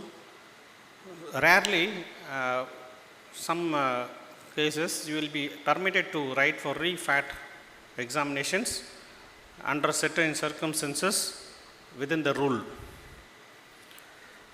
There is no arrear concept within the campus. There are exceptions. The timed out students, after completion of 4 years of the degree, those students only permitted to write arrear examinations. First year, second year, third year are all not permitted to write any arrear.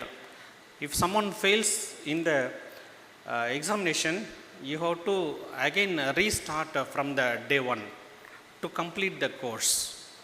This is the procedure that we follow. Please see this left side panel. In the VTOP, there will be examination button. If you click that, a pull down menu will appear. It contains all the details that is required by you with our office. Exam schedule, the timetable of the exam will be displayed just like how it looks in the right side.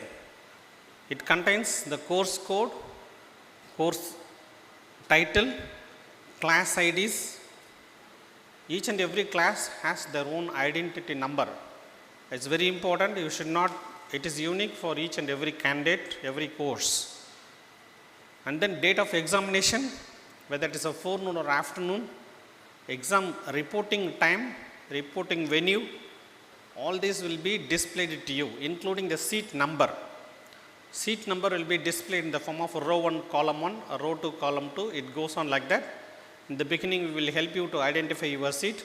Later on, it is very comfortable for you to identify in each and every classroom.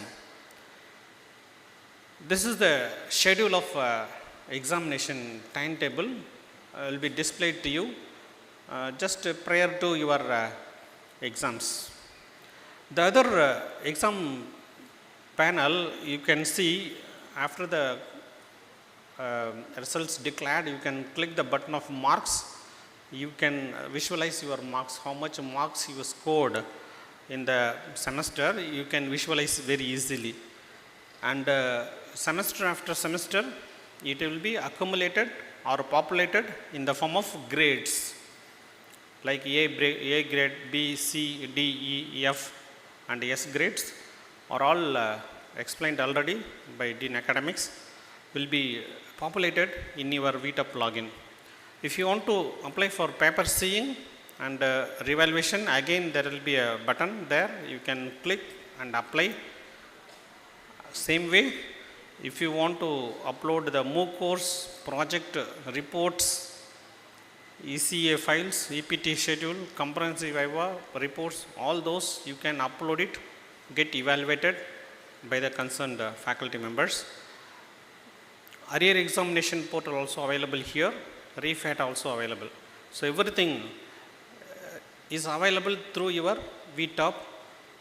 You need not rush to the office, COE office anytime. Everything is available at your hand. Suppose I just wanted to see my semester marks. This is the menu that appears in the semester marks, where you can see the grand total that consists of CAM marks, continuous assessment marks, and the final assessment marks. Together, it gives you the grand total, and the marks, numerical values will not appear in your grade sheet. Grade sheet will have a grade, B grade or A grade, S grade, like that only it will appear. That is a standard method. The numerical values won't appear. It appears only in the beginning. Later on, it will be in the form of grade. Though everything we calculate only with the marks what you scored, but we project only in the form of grade. Suppose I just wanted to see what is the mark I got it in business analytics and intelligence in detail, how much I got in CAM marks, how much I got in FAT marks. If you just click the some concerned course, this menu appears again. It carries digital assignment 1, quiz 1, quiz 2. Here it is midterm. In many other cases it is CAT 1 and CAT 2, and then final assessment test. It will give you everything, maximum marks, marks scored by you, and also total weightage, everything is displayed to you here. And there is also called a grading policy, absolute and relative. Lab marks are all absolute. Whatever you score will be displayed as such to you, whereas embedded theory will be relative grading. It will be calculated based on the mean of the classes if there are high deviations, and class strength is more than 11 and above. Semester after semester, you can see the total number of credits gets accumulated or populated in your login. you can see like this, first semester, second semester, and then henceforth, semester after semester, it gets accumulated. You can visualize this. This is, if you want to this certificate for applying for industrial internship or project outside campus or any industrial industries, you can apply for a transcript. The transcript will be giving all these details to you. And if you want to apply for foreign universities for higher education in the final year, again this is useful for you to apply for transcript to issue this format. This is the grading which I already explained. S grade 9.1 and above, A grade 8.1 and above to 9, B grade 7.1 to 8, C grade 6.1 to 7, like that it goes on. There is also other grades available, N grade. There are 4 different types of N grade. This appears in your mark sheet without fail. N grade, there are subcategories.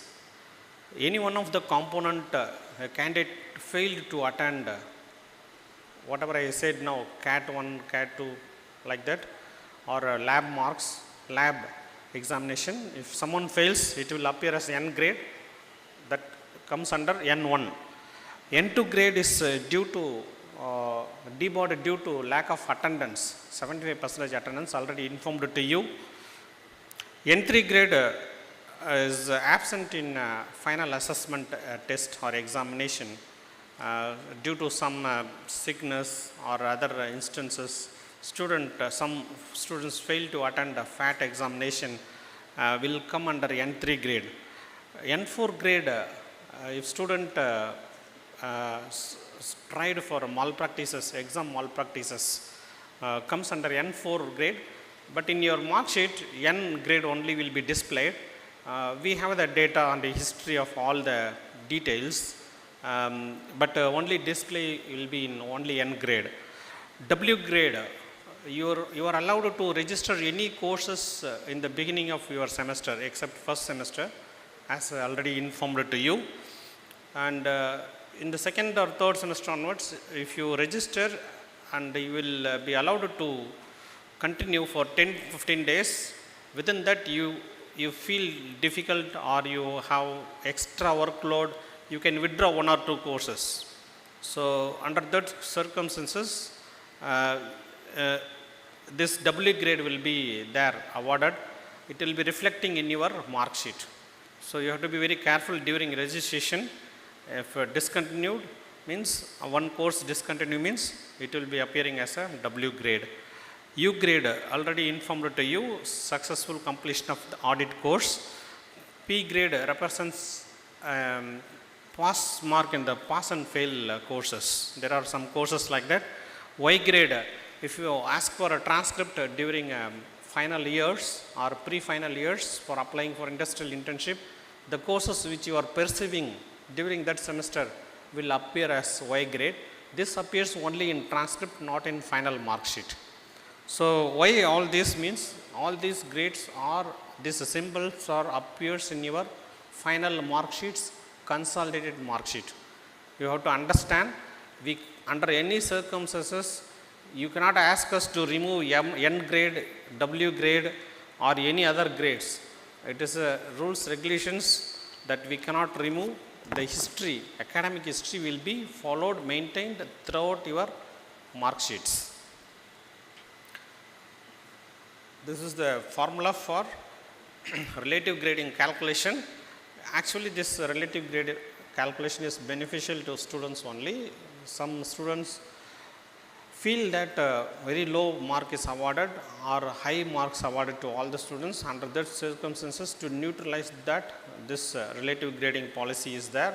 And also there is another rule, more than 11 students and above, only this relative grading is permissible, not less than that.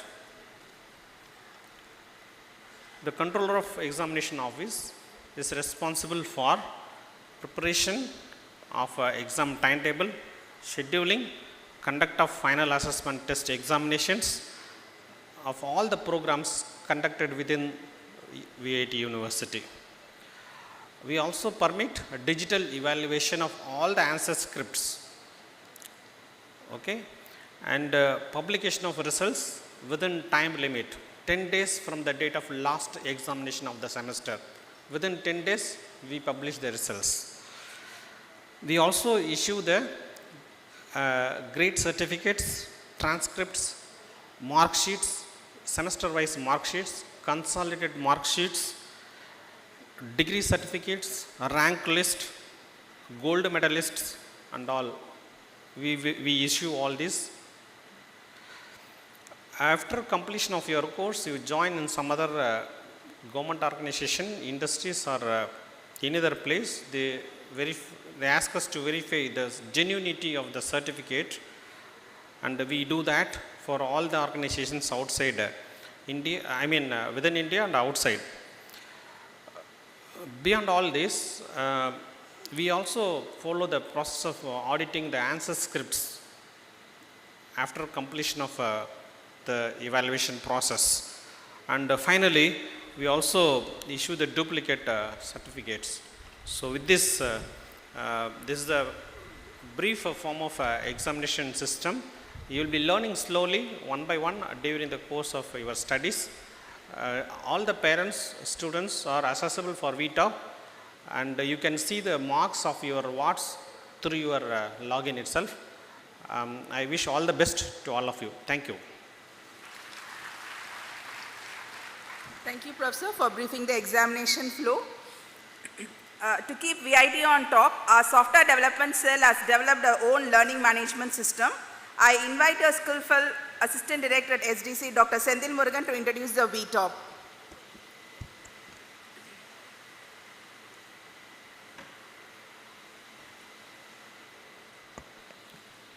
Good afternoon. Yeah, this session is a short session regarding the digital platform called as a VTOP. So this platform you will be using from the day one of your admission till the graduation point. So here we are going to just brief about some few preliminaries that we need to complete in order to get the credentials for the VTOP. It's about the guidance, then about the English proficiency test, followed by the various features available in the VTOP. So already you might have familiar with this portal, Freshers portal, through which you have done your tuition fees payment. So here in which you will be finding a menu, Freshers Guidance. So this will be providing you a complete guidance regarding the steps through which you can get into your regular academics. First, actually complete your student profile, followed by that go into the external portal antiragging.in, complete the form, get the affidavit, upload here. Then third, just get the VTOP credentials, log into VTOP to know about your EPT schedule, then write your EPT.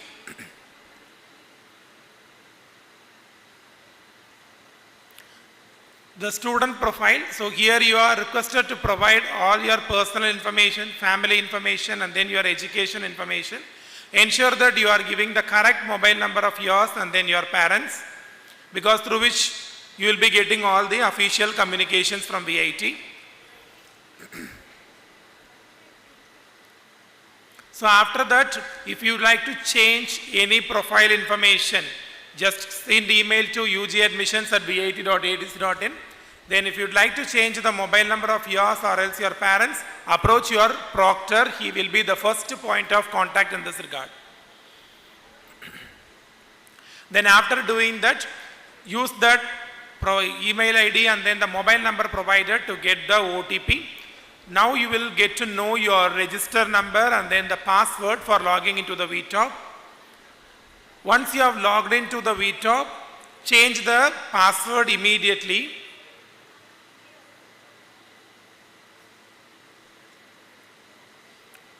Then after doing that, you have to give your EPT. This is of 50 questions and 1 mark each.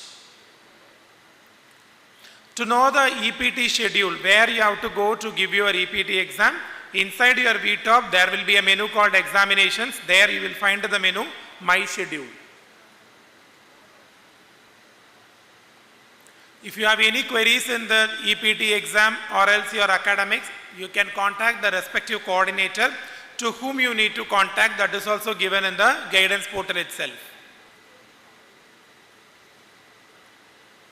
Then about the VTOP, as I already told you, this will be a quick platform, a one-stop portal for accessing all your things regarding the academics, examinations, hostels and finance and all other services in VIT. So here we are serving the main stakeholders like students, faculty, staffs and parents, and even if you are an alumni, you have to use VTOP portal only. So once you have logged into the VTOP, you should know about the email that is allotted to you and then the password to log into the VIT Gmail. So they same under my info credentials, note your email ID and then the password. These are all the features available in the VTOP, especially once you have got into your regular academics, the timetable, schedule, the course materials uploaded by your faculty, the digital assignment that you are supposed to upload, everything is available in the VTOP platform itself. Then about the academics, know your dean and then your HOD of your respective program. Then detailed explanations regarding your curriculum, what are all the subjects that you are going to study in the next forthcoming years, the credits information, all this are all available. The registered courses, the detailed timetable under whom you have registered, where you have to go for getting the lecture, all this information is available. So this is the timetable format. And through academic calendar, you will be getting to know when is the FAT exam. Then as explained by the COE, regarding your seating arrangement for your exams, your marks you got in CAT, FAT, all this information is available. Complete grade history is downloadable.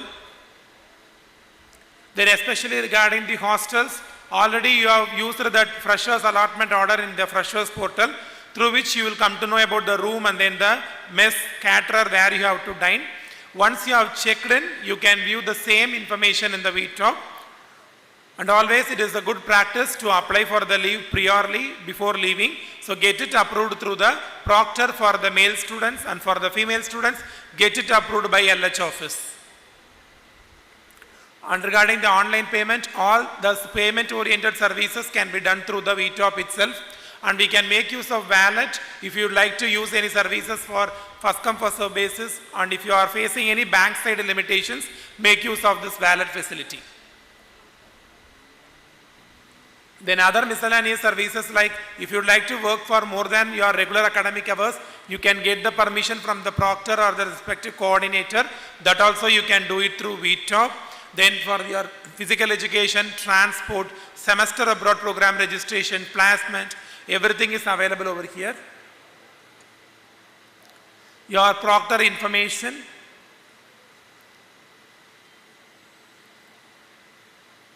Then especially for the parents, so already we have provided with the mobile app for you. We strongly suggest you to install the parent mobile app to get to know, to keep track of all the wards information. You have to use your wards register number and then the date of birth in order to log into this portal. So all information just now we have briefed are all available for you.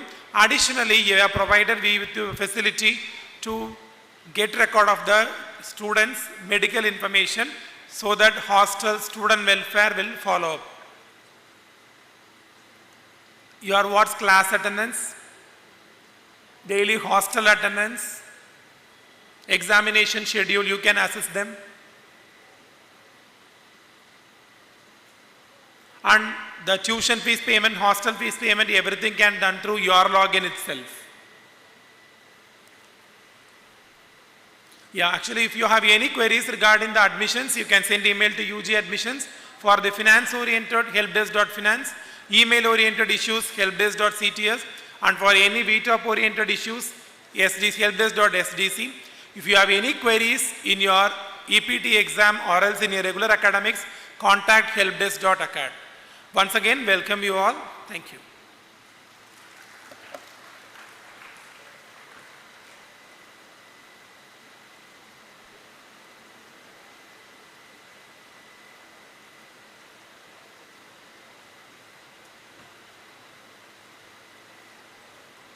Thank you, Professor. A challenging task in one's life is to accommodate to a new environment. We always care for our students. A home away from home is what our hostels stand for. We have a dynamic chief wardens for men's hostel, Dr. Mohan, and chief warden of the ladies hostel, Dr. Nirmala, to talk about the norms and amenities of the hostels.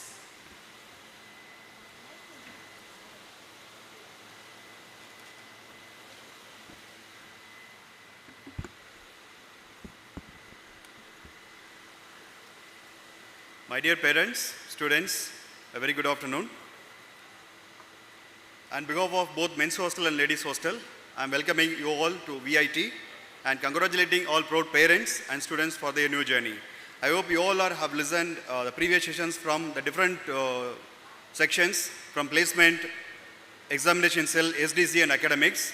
Apart from all, the stay is very important. The comfortable stay and the environmental is very important for achieving more. So that we are here to give a brief about the hostel rules and regulations. Myself, Dr. Mohana Sundaram, Chief Warden of Men's Hostel, and she is Dr. Nirmala, Chief Warden of Ladies Hostel. Thank you, Dr. Mohan. I'm here to give you a brief insight about the hostel. At hostel, our vision is to provide a comfortable, safe, and secure living. In addition, we give an opportunity for the students to have a lifelong friendship. We also encourage students to connect globally because we have students from all parts of the states of India as well globally so that they can develop the interpersonal skill and be socially responsible. Coming to the welfare measures, at hostels, we have 24/7 wardens, security in place. After that, we also have a CCTV camera placed in all the blocks. We have a residential trained counselors throughout the block. Now, all the details and information will be placed at hostels as well as at the university campus. We have a primary health center. The primary health center is located at the main building, and the first aid. The first aid is located at the hostels of both men's hostel and the ladies hostel. Additionally, for the ladies hostel students, we have an escort security facility. If at all any student need to travel at the late hours to the home or while they return, we have a security personnel who will accompany the student to the bus stop or the railway station. We have a transport warden who can arrange for that. Any student who use the library facilities, a shuttle bus will be flying between the hostels and the library between 9 and 12 a.m. We also have a safe transport to the Chennai and Bangalore airport. We have a Riva journalist for that. Coming to the biometric, hope all your students are given the biometric. If not, biometric is mandatory. So the attendance at the hostels is done using the biometric. For the men's hostel, it is taken between 9 and 10:30 p.m. So to every room, the block supervisor will visit and get their biometric. And for the ladies hostel students, students has to come down to the respective block between 8:30 and 9:30. So if at all the students have failed to give the biometric, immediately the warden will call. If the student is not attending the call, then we'll go in person to check for the student. If the student is neither present in the room or not attending the call, immediately the call will be alert to the parents. So it is the responsibility of the student not to disturb your peaceful sleep of your parents. Coming to the in-time rules. The in-time rules for the both men's hostel and the boys' hostel are the same. So every student need to enter the main gate by 7 p.m. and it strictly need to be followed. And irrespective of the blocks, they can go by 8:30 p.m. So every time whenever they go out or come in, biometric need to be given. So any students who have not followed the norms will be called and further action will be taken as per the code of conduct. Yes, regarding the leave approval, we have the different procedure for the leave approval of men's hostel and ladies hostel. Both the students should apply the leave request in the VTOP, but the approval procedures are different. If it is a men's hostel students want to leave the campus, he need to apply it in the online, the same to be approved by the concerned proctor. If a girl student want to leave the campus, irrespective of the admission category, even it may be an Indian or foreign or the NRA, she also need to apply it in the VTOP and the same to be approved by the concerned blocks, warden or the manager. And regarding the leave approval, application method, so once the credentials are shared to your board, then they need to get into the VTOP and the link will be given. Once we are clicking the VTOP leave request, then it will be asking you to select what type of leave they are going to avail, with parent or official or the winter vacation hometown emergency or local or the summer vacations. So once again, I'm requesting all the parents to be very clear. If there is any change in your mobile number, please do change by contacting your proctor. Even one more important thing, make sure your ward's mobile and your personal email ID is not synced with your your daughter or the son's mobile number. And regarding the number of times availing of the leave, if they themselves traveling to their place, then twice in a month are permitted. With the parent, a number of times they can travel. Regarding the emergency, if any family emergency, we are permitting the students even in the midnight also to their place without any delay. Next. Regarding the hostel rules and regulations, outing permission is applicable only by submission of the affidavit. Affidavit link is given in the slide, so requesting all the parents and students to read each and every line of the affidavit so that you will not miss any lines, and requesting all to follow the guidelines properly, and silence hour to be maintained from 9 p.m. to 6 p.m. Most important, students are the sole responsible for their valuable things. Even if you are going to the class, then don't keep any of your valuable things in the room. Keep it in your cupboard and put it in the lock. And another important thing, electrical appliances. Usage of the electrical appliances. You are not permitted to keep electrical appliances like cooking equipments, kettle, iron box in your room. Even if you are keeping it, then if it is obtained, then our supervisors will confiscate and the same will not be given back. Whenever you are going to hometown during the leave days, that time only it will be given back. And we are proud to say that VIT is a ragging-free campus. Even if any fellow students are trying to harass or bullying, then you are feel free and then welcome to give the complaints so that the action will be taken severely.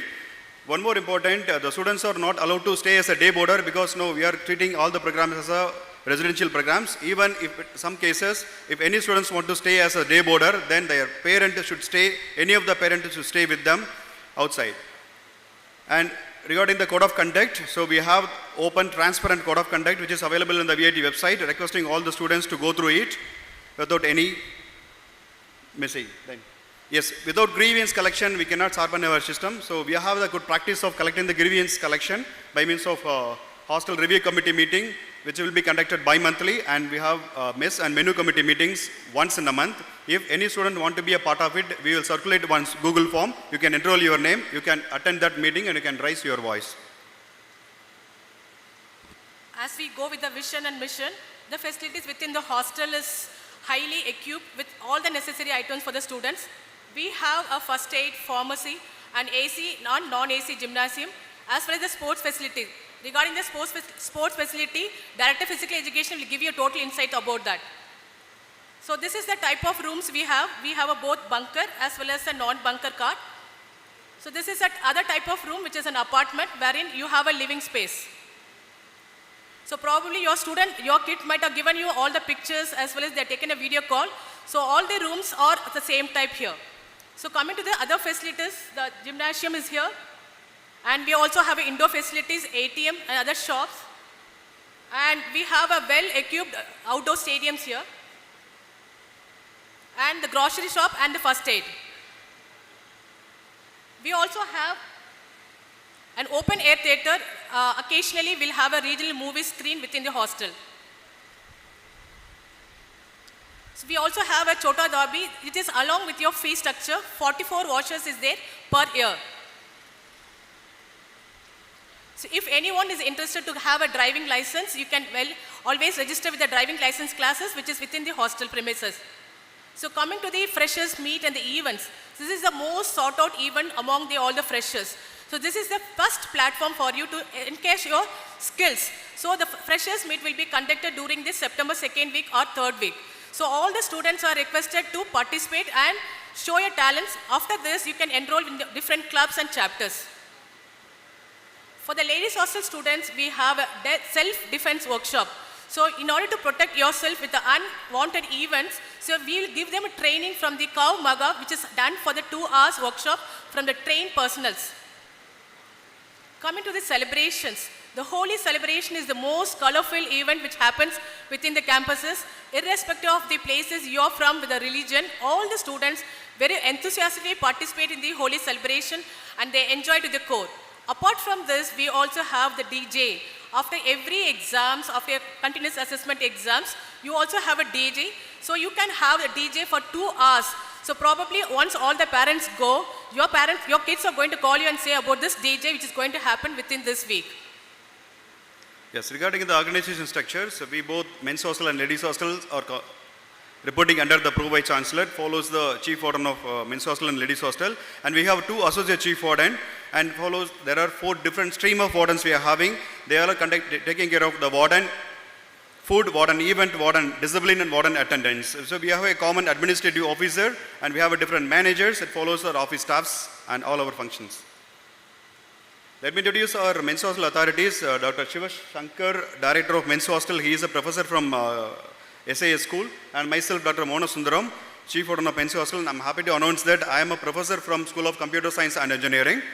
And we have 2 Associate Chief Wardens, Dr. Shiva Kumar from SSL School and Dr. Shakti Velu from YL School. And we have our contact numbers and email IDs here, and requesting all the parents to note it down. Individual block, intercom number is also mentioned here.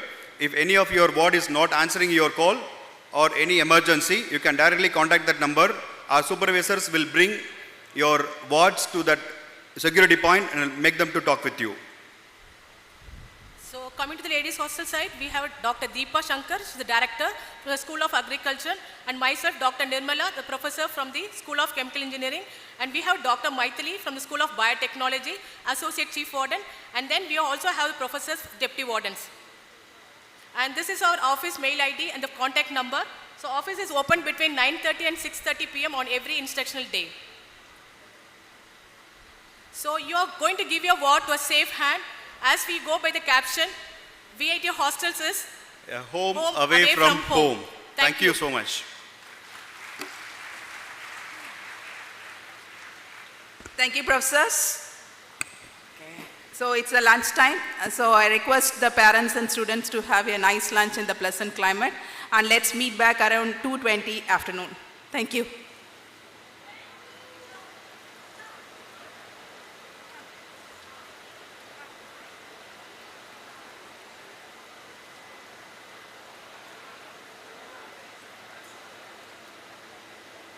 Lunch? Yes? Okay. Let's move on to the next session. So with over 400 plus international MOUs across the globe, VIT has a strong international presence abroad.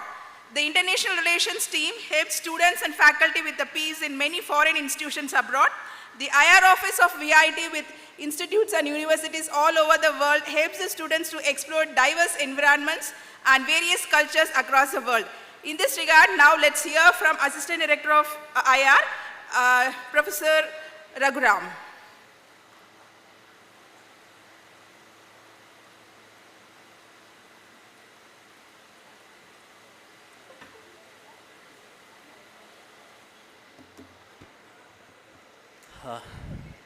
Good afternoon to everyone present over here. At the outset, let me take this as an opportunity to once again welcome you all to this great institute. Myself, I'm Dr. Raghuram. I'm an associate professor as well. I'm an assistant director in International Relations Office. So let me give a brief idea on how or what International Relations Office do, and then how it is helpful for you guys. So, basically we have, we get involved in trying to make collaborative activities in terms of research and in terms of student mobility with different partner universities, or with different universities across the globe. So currently, our institute, VIT, has almost 434 MOUs with number of universities across the globe. So now, how this office is useful for you, right? So what is that you get a benefit with International Relations Office. So basically, when it comes to the student mobility, you have few options. You need to understand whether you want to go abroad for maybe sort of a short-term exchange, right? And then probably undergo few courses over there and then come back to VIT and get the degree from VIT. That's one option. Of course, the other option is if you are looking for a transfer, right? Completely getting transferred from VIT, maybe after a stipulated period of time, and then continuing your further education over there, right? And getting, a degree from the partner university. So these are some of the options. And apart from this, well, of course, you also have, an opportunity to visit different institutes or partner universities for a small or short-term project work or maybe a research work, right, with some of our, partner university faculty members over there. And then, well, you can come back again to VIT and continue your education over here. So let us try to understand these options, right? Of course, this is, a very early stage for you to, get a lot of things and remember all these things. But still, today we'll give you a brief intro about these structures, and probably in a span of time you can always come and approach us in International Relations Office located in Dr. MGR block. 105 is our office number, right? So let's try to first understand what we call as, what do you mean by SAP? There's an option called SAP, which we call it as Semester Abroad Program. Well, Semester Abroad Program, as the name itself says, a semester you'll be staying somewhere abroad in our, in one of our collaborators, the partner university, and then you'll be doing a sort of a semester over there. Now, what is that you do over there? See, basically, when it comes to the BTech curriculum, every BTech student, or not only BTech, in fact, all engineering grads, you need to, whether BTech or MTech, you are going to do a sort of a project work as what we call as capstone project, right? Probably in your final year. So there is an option where you can go to any one of our partners, select a faculty over there as per your research interest, right? And then you can do a research project or a capstone project over there for one semester, and then come back to VIT, right? And then you can get the credits what you earn for doing this particular project over there will be transferred back to VIT, and then we will be giving you the degree. So this option you can avail basically when you come to your final year, so 7th or maybe 8th semester. But of course, recently we made some amendments in our academic structure, and then we also made an opportunity, came out with an opportunity for the students where they can go to the partner university for the same one semester, but not for a capstone project. You can register some courses over there, right, with our partner universities, and you can do up to 21 credits you can earn over there, right? And these credits again will be transferred back to VIT, and then they become a part of the course fulfillment, and then you will be getting awarded the degree by VIT. So this is what we call as semester abroad. It's an exchange program. So you just go as an exchange student and then come back to VIT. Now the other option what you have is basically what we call as international transfer program. So what is this international transfer program? So typically what happens is when we did our graduation long back, we never had opportunities, institute giving some sort of these transfer options or maybe information about the partner universities and all those things. So we used to complete our education, go out and then search for a sort of a consultant somewhere and then get the information and try to apply on our own if we are interested to go or pursue our masters abroad.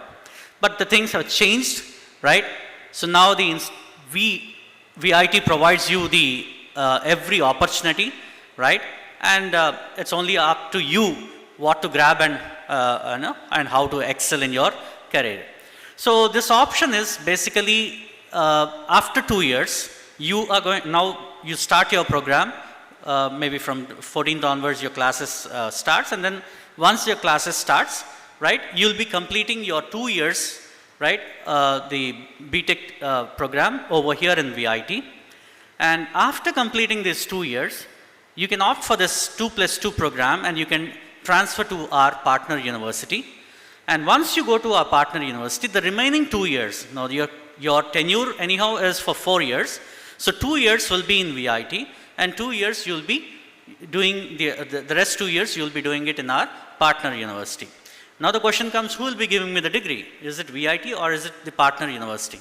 Well, as on date, we transfer the credits what you earned in the first 2 years, right, to the partner university, and the partner university has already mapped, they have done the articulations with VIT, right? So these articulations will be, will tell you what are the courses you need to generally opt in the first 2 years if you are interested to go for an abroad study, 2+2 program.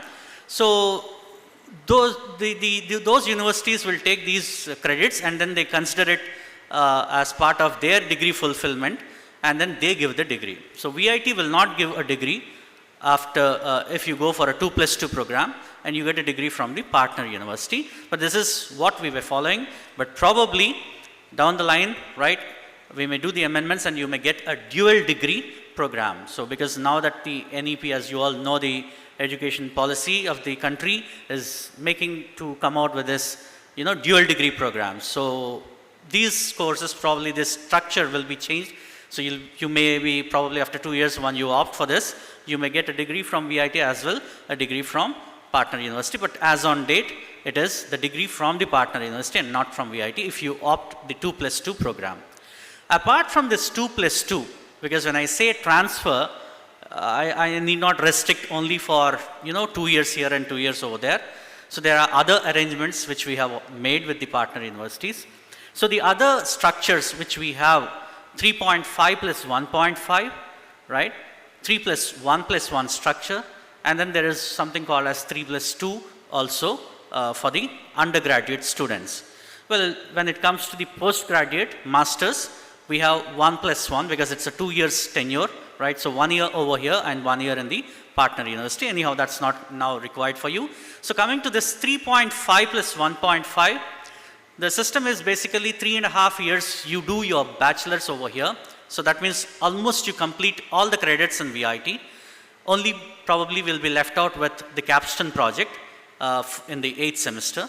So once you complete your 7 semesters, you move to our partner university, right? And there you do the capstone project. Of course, again, in line with VIT faculty only, right? So the evaluation will be done both by the partner university professor as well as the VIT professor. And then we will be awarding, evaluating, and we will be considering that as part of our degree fulfillment. And we give you the BTech degree, and you continue over there for 1 more year, right, and get a master's from the partner university. So this 3.5 plus 1.5 structure will be, will give you an opportunity to get BTech degree from VIT and master's from, the partner university. Now, why, you may ask, why should this arrangement 3.5 plus 1.5 as well? I can choose it after my BTech. Well, you can do that, but being a bilateral agreement, right, as an agreement based, right? So being a partner, there are few advantages, right? Maybe in terms of, waivers in the fee, discounts in the fees, right? Or probably some sort of a waivers in the exams like, GRE, TOEFL and IELTS. So there are, well, few advantages when you opt this transfer program, right? And of course, the other programs like 3+1+1, wherein you go there, 1 year you do, and that 1 year courses will come back, transferred back to VIT, the credits. We give the BTech, continue there for 1 more year and get the master's from there. Okay, so these are the various options available for a student in order to look forward for, having or making your studies abroad. Apart from this, well, there are a number of scholarships available, right, given by many of the partner universities across the globe. So what happens is when these scholarships they call for or they open it, from the International Relations Office, you get the information that sort of a scholarship program is available where you can avail for maybe a summer program over there. You can go, you can stay for 2 months, 1 month or maybe 3-4 weeks over there. It depends on the tenure time. You can go there, you can avail that facility. Well, you may not be charged for extra tuition fee and all those things, being a partner arrangement. As well, if anything is there, that comes under the scholarship scheme. So you may get some sort of waivers and you can go get exposed for a semester or for a month, right? Work with some, professor abroad, and, get exposed to the cutting edge technologies across the globe. So this helps you enhance much in the development of your career, right? So yeah, these are the things which will be, in a due course of time, we can further give you much more details on all these structures. Well, we'll be giving not only from the IR end, also from the partner universities. They come with the orientation sessions, right? So anyhow, we'll meet again, so this is very brief about the International Relations Office. Okay, so nice meeting you, and it's my pleasure standing before you and giving the details. And thanks to the Director of Students Welfare for giving me this opportunity. Thanks a lot. Thank you very much. Thanks for your informative input, Professors. VIT Library is likely to name an extensive collection of books, journals, periodicals, and research papers covering the various subjects, including engineering, science, humanities, management, and more. It's a wonderful venue to enrich your knowledge. I'd like to invite the Director of Periyar EVR Central Library, Dr. Shanti C., to deliberate about the library.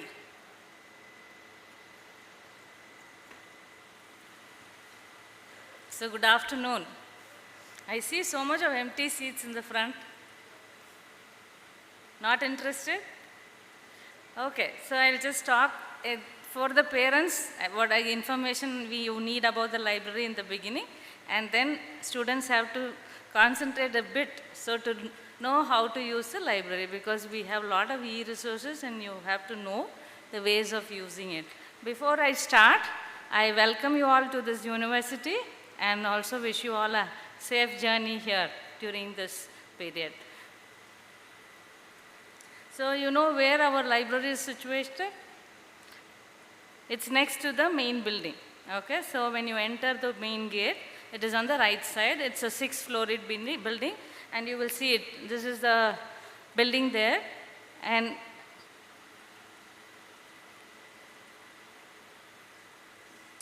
so this is the entrance of the building, and how you enter is you should have your ID card and your biometric. Only then you will be able to enter. And parents who wish to see the library, you can ask the staff sitting there so that they will let you in. And it's a big building. It's around 6,000 square meters, 6-floored, and well protected with fire alarms, and it's fully air conditioned. And we have a seating capacity of around 1,700.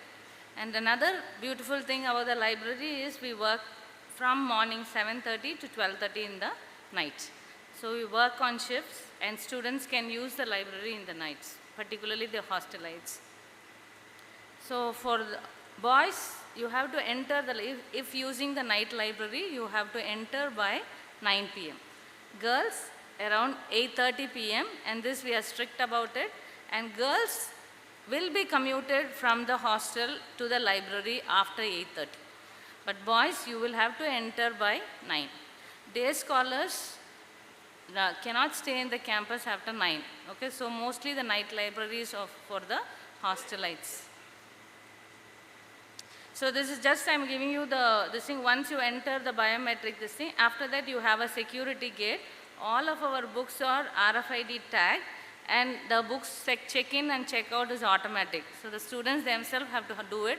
So you have to pass through the security gate by the time you reach inside the library.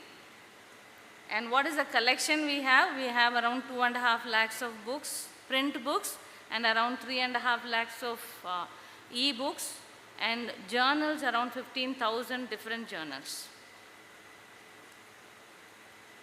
And addition to the textbooks, reference book, we also have books which will help you in placements, competitive exams, learning a language, or general information, novels, everything we have in the library. Every category we have in the library. So this is how you enter through the security gate. And then you have counters for checking in and checking out the books. So you can find them there. And for your convenience, we have also provided some systems wherein you can check the catalog. The catalog of the library is also available, it's available online, and you can check it from outside also and enter the library. And our library, it's fully CCTV covered, and this is for your safety and also for the safety of our books. And we are part of the members of other library. If suppose you want to use the contents of the other libraries, you can contact us. There's a help desk in the library whom you can contact. And in addition to the regular work, we have some societal services also. We have a Braille center where the local people, handicapped people can use it. And our old books are donated to nearby schools and libraries. And particularly, this is the information the parents need. The other information, which is it's particularly for the students, because we will not be able to meet the students later. I just want to inform you. So the print books, your borrowing facility, okay, so it's for 14 days.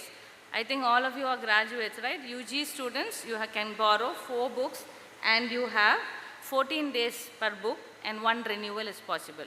And the renewal is online. I'll tell you how you renew also.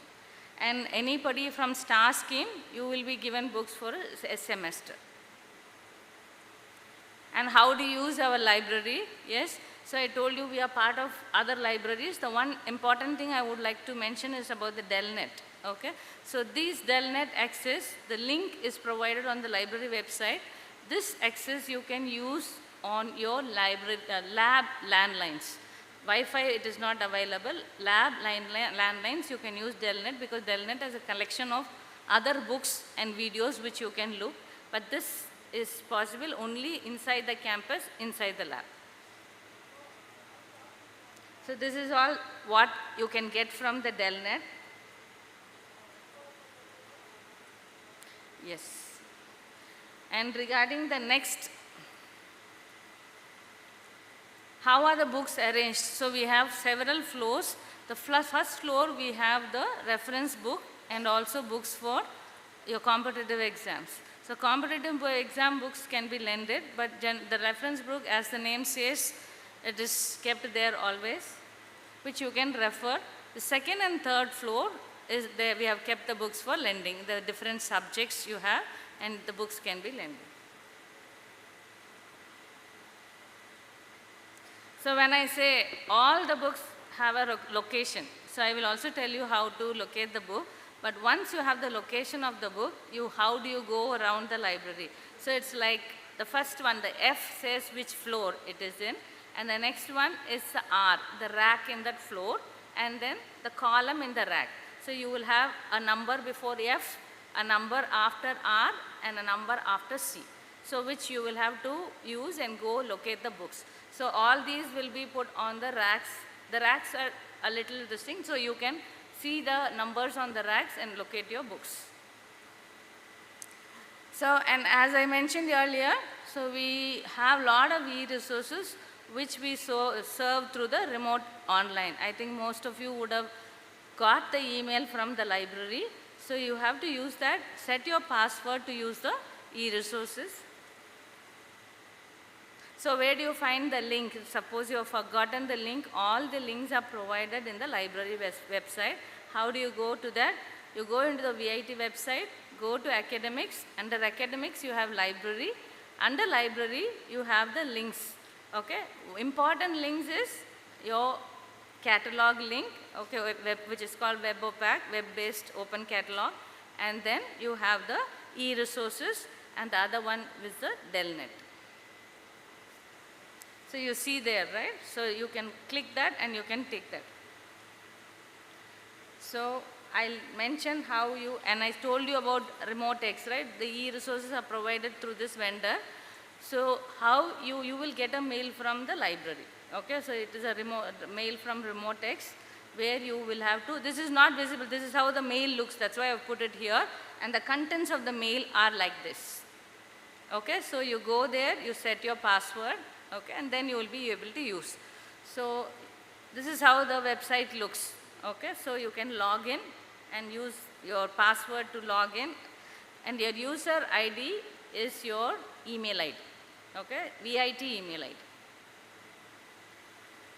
So you log in this way, and whatever is available as E in the E form will be listed there. So you can go one after the other depending on your subjects. Okay, and here the major categories are journals, books, databases. So what you will be using in the beginning will be more of books, e-books, and then the journals also.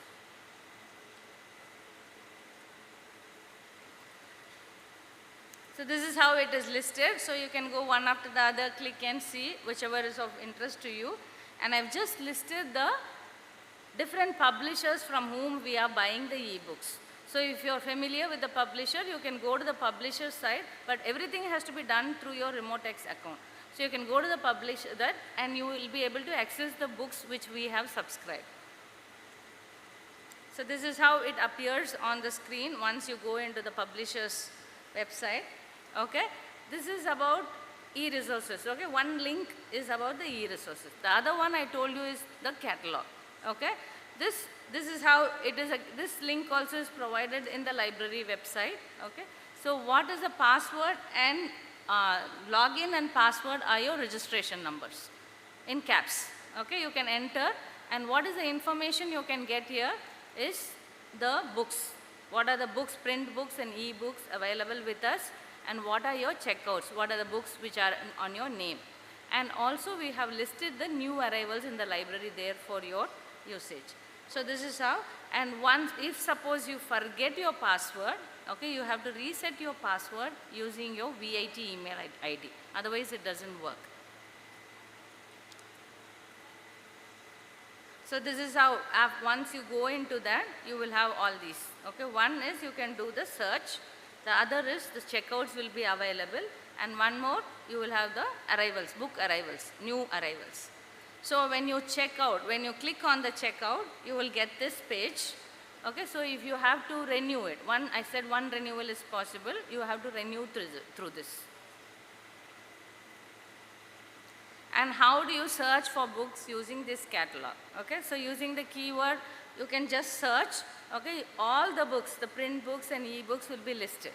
Okay, so once you list, but you can narrow down the search using authors of your interest, or if you want only e-books, you can narrow down depending, just like you do your Google search.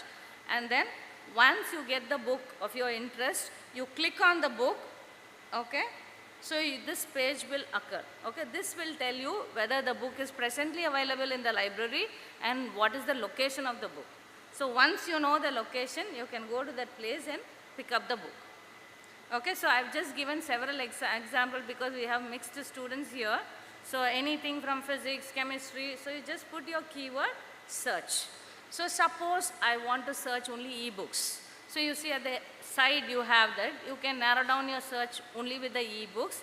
Now how do you go to the e-book is, you have to keep your RemoteX open, your e-gateway, e-resources account open, and then you click on the book. See, suppose this is an e-book, it will not have a location, instead it will have a word saying check online. Okay, so what you have to do is you have to keep your RemoteX open and then click here, it will take you to the book. Are you getting it? All these you can do, it's all online, 24 hours, Wi-Fi. Once you have the account, you will be able to do all this.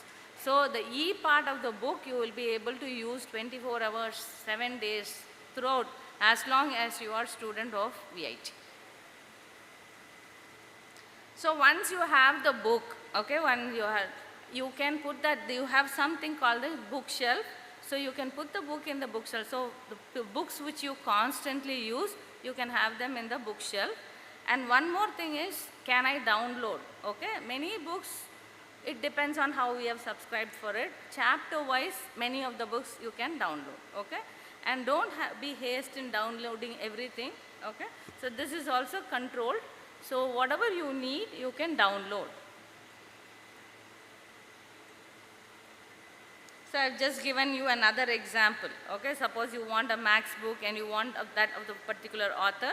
You just click on the author, you will only that author's book will be listed.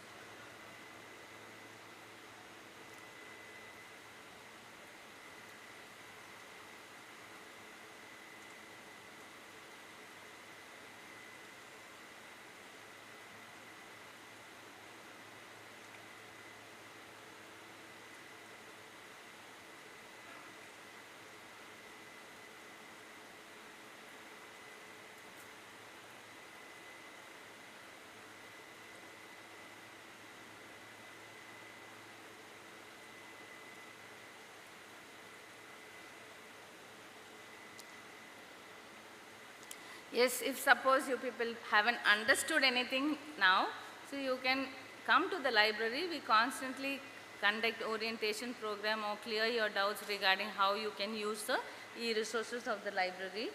Yes, and you want to contact us, you can send us an email to the university librarian or the director library. And this one, have you everybody seen this?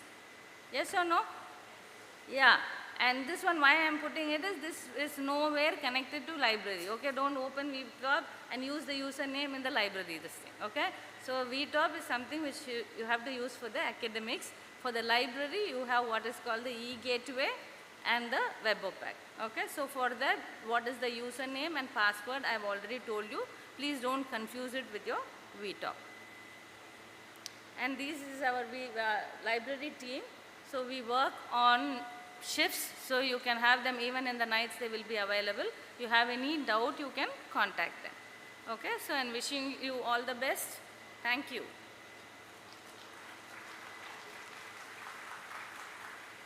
Give it to me. Thank you, ma'am, for deliberating about the library. At VIT, students are groomed to be complete personalities in order to be mentally and physically fit. VIT provides state-of-art facilities with many playgrounds, stadiums, indoor courts, as well as a number of centers for physical education and sporting activities that help students stay as fit as fiddle and to develop a spirit of sportsmanship. Now I call upon the Director of Physical Education, Dr. Tyagachandan NV, to deliver about the various sports facilities and our students' achievements. Thank you, Madam. Very good afternoon to one and all. On behalf of the Department of Physical Education, I have the pleasure in welcoming you all to VIT. Myself, Dr. NV Tyagachandan, Director of Physical Education. My presentation is about the facilities available in VIT as well as about our activities. See, actually, the main thing is to inculcate the sports consciousness among the students. For that, we will organize more health awareness program and also to make you a lifelong participants in a physical activity. Please make it as a habit and then make it as a routine in your daily life to involve yourself in any physical activities at least half an hour per day. It will definitely help you. Health is a greatest asset. You keep your body healthy.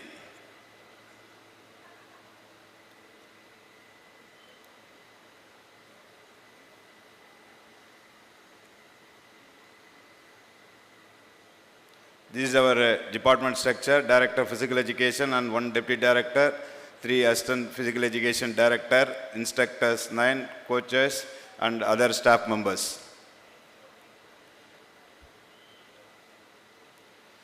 To keep you physically and mentally fit, VIT provides the state-of-art facilities with many play fields like outdoor stadium, indoor stadium, badminton court, swimming pool, etc. with our floodlights facility. These are some pictures about our facilities: snooker, gymnasium, swimming, basketball, table tennis, all, volleyball, squash, badminton. To avail the facility, you have to register through online. In VTAP, you can find facility registration. In facility registration, if you click that, you will find the list of sports. Whichever sports do you like, you can register, and then you can join. Pay and then you can join. Our department will function from 6 a.m. to 9 a.m. in the morning, and in the evening 3 p.m. to 8 p.m. To encourage you all, the Department of Physical Education conducts a more intramural tournament like Freshers Tournament, VIT Premier League, National Sports Day, Independence Day, Hostel Tournament. Usually intramural tournament you will be classified into various houses, and then only one team from houses they will represent in the intramural tournament. Here there is no restriction for your entries. You can give more number of entries. You can participate. You can form your own team irrespective of schools. You can form your own team and then you can participate. Here I would like to say, last year we have organized the VIT Premier League. Around 340 teams were participated in cricket tournament, only in cricket. And then we got 320 entries in futsal. So there is no restriction for entry. You can participate in all sports. Freshers Tournament, to encourage you all, every year we are organizing a Freshers Tournament. The listed games will be organized. This year we are going to organize it on 20th. The inaugural function will be held on 20th of this month in the same venue. In football field itself, we are going to organize. I would like to invite you all to participate in the activities. Get ready to show your talent in the Freshers Tournament. This is the VIT Premier League. To encourage you, again we are organizing in the various sports and games for men and women separately. The prize winners will be honored during the annual sports day function every year. The prize total prize of this tournament is about 6 lakhs rupees.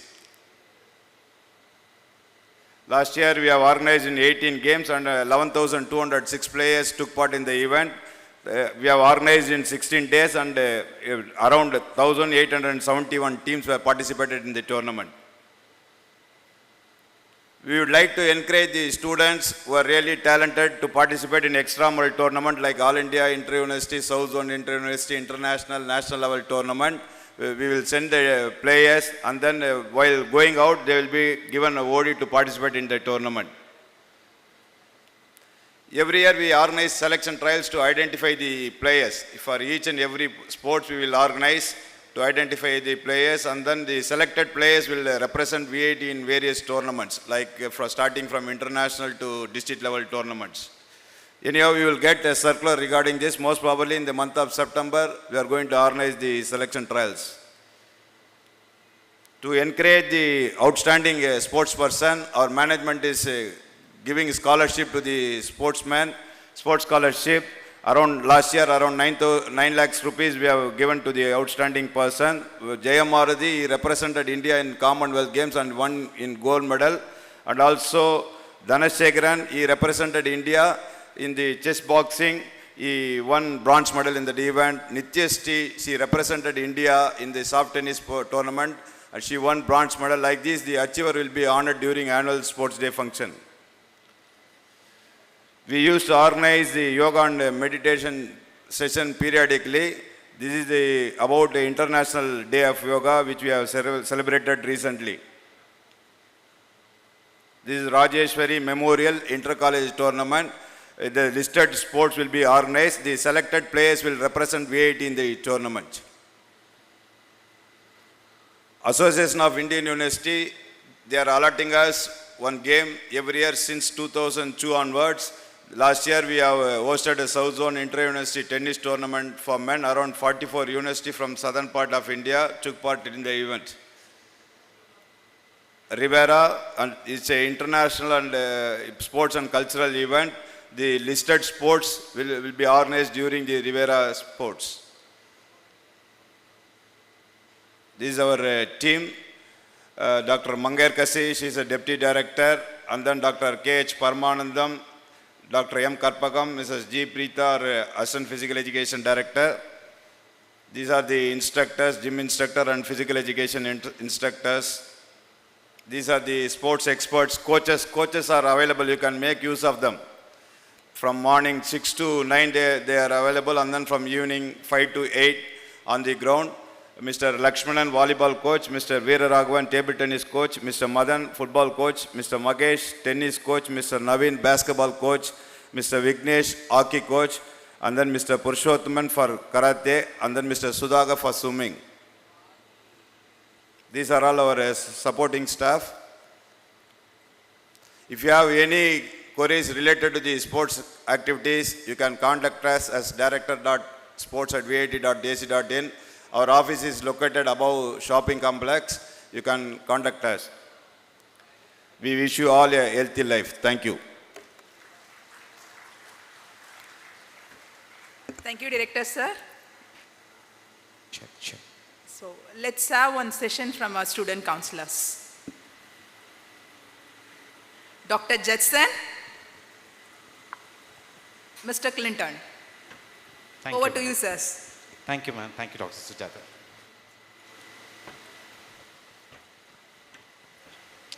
Good afternoon, dear parents, and dear students, VITians. Good afternoon. It's a very informative sessions going on from the morning.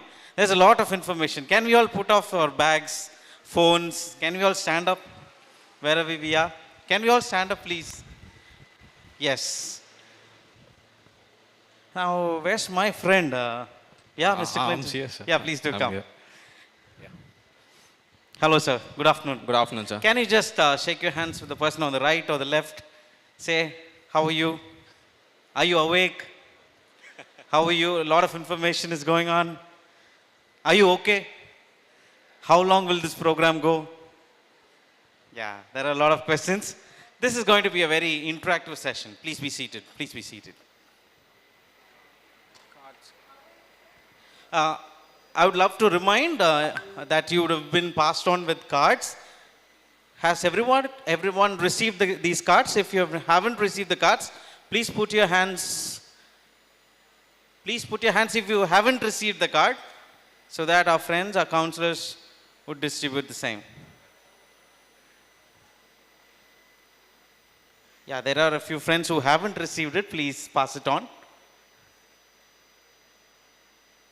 Please put your hands on until you receive the cards. Thank you. So, Mr. Clinton, what do we have this afternoon? What's happening here? What's happening? Everyone sleeping? All had good lunch? Yes? How many no? Oh, still there. All right. Okay. We have something special. From morning, everything was very informative about your academics and the future, right? Now, it's quite very important thing. We have tested this session for almost like 8 years, and every single session that we had, every single year, it has always been positive. You know, the cards that you all got, even now, the parents and the students, they do have it, because we are going to have something very emotional. Before that, any grandparents who have come here with their grandkids? If yes, can we have the grandparents raised? Yes? Please stand up, sir. Please stand up, sir. Please stand up wherever you are. Grandparents? Grandfather or the grandmother or both? Yeah, wonderful. We have one grandmother, grandfather here. Please stand up. Yes, can we give them a big round of applause? A big round of applause. Wonderful. You know, the effort that they have made just to see their grandkids get into the university, hats off. It's such a special moment. Yes, sir. Clinton, sir, now let's move on to the next wonderful bunch of parents without whom the students aren't there. Yeah, true. So parents, would you stand up? The dad and the mom, the dad or the mom, please stand up. Please stand up. Wow. Wonderful. Without you, VIT is incomplete. Can we all give a big round of applause? That's a show of appreciation, show of love. It's not just a show, I'll tell you. Can we give it louder, students, VITians? Thank you. Thank you. Please be seated. Actually, sir, Yes. the heroes of the day, the students, the effort, the hard work that they have put just to come to this university to, have a beautiful years ahead. The heroes of the day. Can we all stand up? The VITNs, out of 3 lakh students who have applied. A you big got round it. of applause for them. You have made it, man. You have made it. You guys are special. Please be seated. Now, sir, you said that it was a very special event that we have planned. Yeah. What do we have in store? Yeah. How many of you guys love your parents? Everyone? Yeah? Everyone. Right. Has any student here started to miss your parents already? Very few. Very few. The rest, what happened? Parents are just nodding it down, man. All right. Especially for the parents and the kids, we have a special video. Can we have the video, please?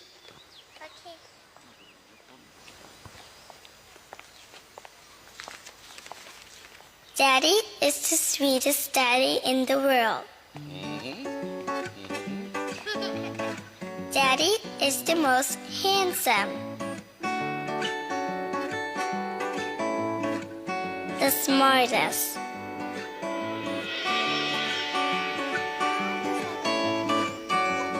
The most clever. The kindest.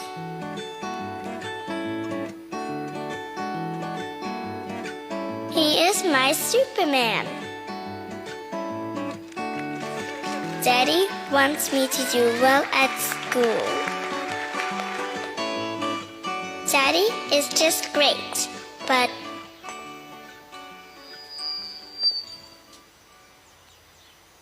he lies.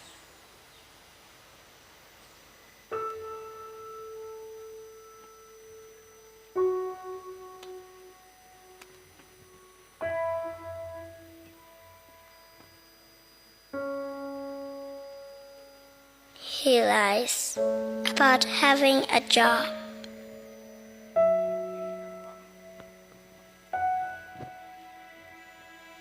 He lies about having money.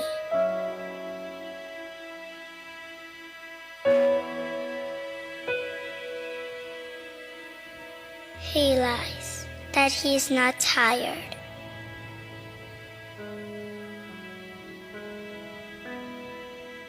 He lies that he's not hungry. He lies that we have everything.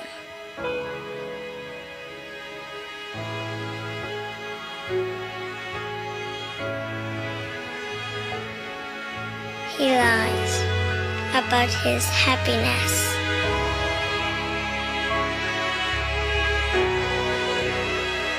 He lies because of me.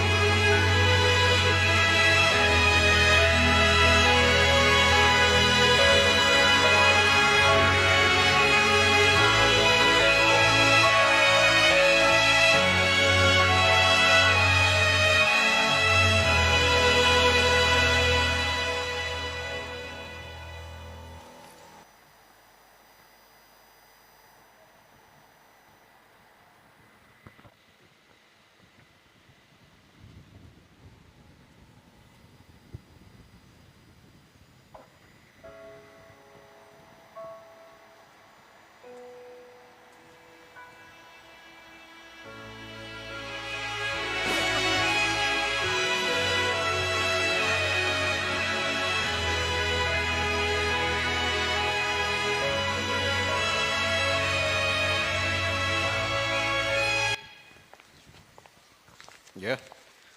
Daddy child, is the sweetest. right? Every single sacrifice for the child is worth it. I can see a lot of tears rolling down. Very emotional, right? Now, you might not know how the sacrifice that they made, what sacrifice that your parents have made. Maybe at this age, I understood few sacrifice, few lies that my parents told me. Now, it is your duty to make your parents proud. we have got the cards, right? I want the students to write a word of love, a letter of love to your parents, whatever you want to express. And parents, whatever you want to tell your son or daughter that they're going to do for life or for the next 4 years, a letter of love to your parents and to your kids. This is the time to share your love. Please do take your cards and write it now. We're just going to give you 2 minutes. We're running out of time. Please write it from your hearts. Because this card has been so special for some of our students who hold it as a treasure, which gives them that motivation to go on, to push on in life. Not only in VIT, but in life. This is your time. Please write it on.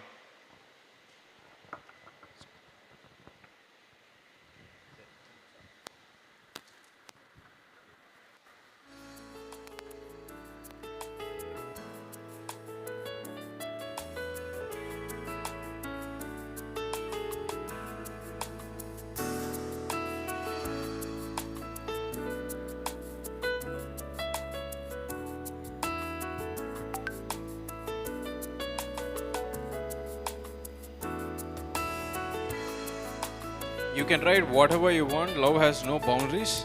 Anything that you wanted to say. Maybe you wouldn't have said all these years. You wouldn't have expressed all these years. Now it's the biggest chance that you have got.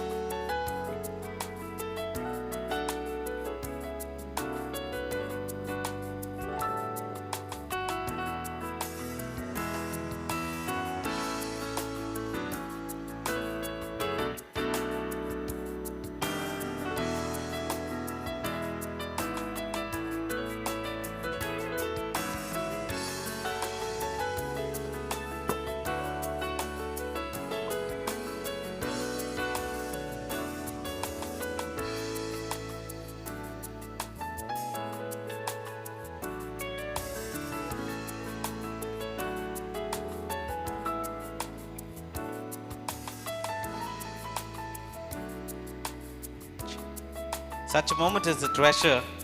Please don't miss this.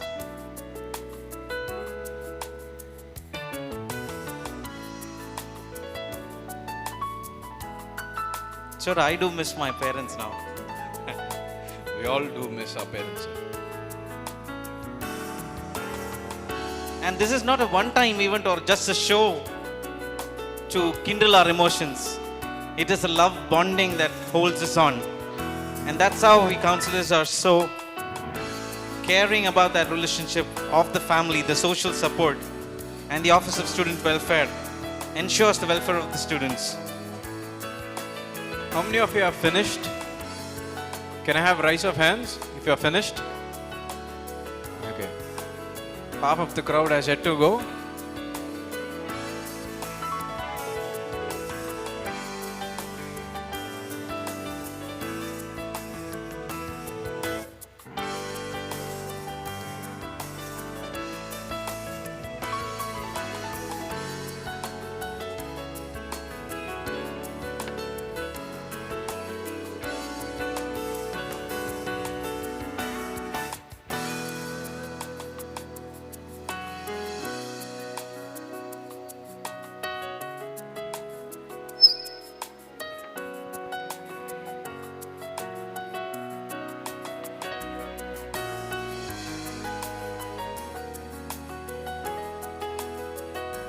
Okay, another 10 seconds and then we'll close and move on to the next.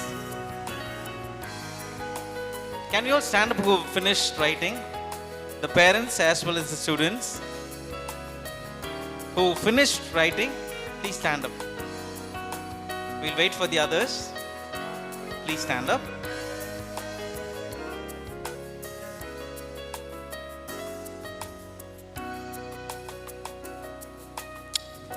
We would request or give the opportunity to one parent who would love to come on stage and share what you've written, to share your love to your son or your daughter. Any parent who would love to volunteer, who would come? Yeah, please do come, sir. We have two? Okay.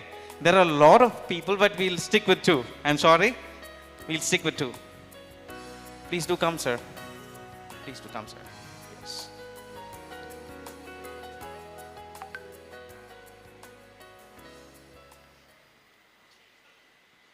Please stand up, the others. Please stand up.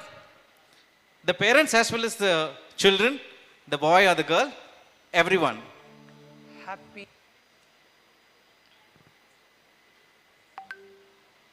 Okay. Can you just share what you've written to your son, your daughter? Likewise, children, what you've written to your parents. Can you just share, exchange your cards? Why don't you give just a hug? Hug your parents. Show them that love. Wonderful, wonderful. Just hug your parents and say, I love you. I'm going to miss you.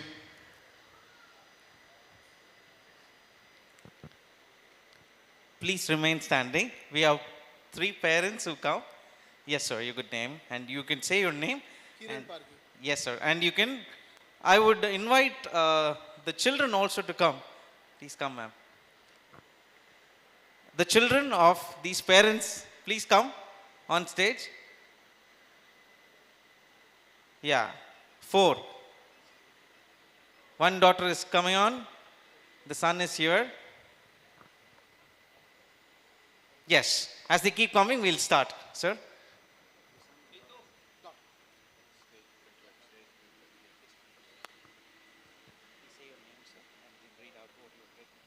Sure, no problem. Hi, my name is Kiran Parge. I'm just reading out what I wrote for my daughter, as is what is written here. Dear Arya, go make most out of these 4 years. Be happy, enjoy your days, have fun, enjoy, study, and do whatever you must do to make sure you fulfill your dreams. These days will never come back. Keep the focus on the outcome though. For everything else, I am there. Love you, Daddy. That's wonderful.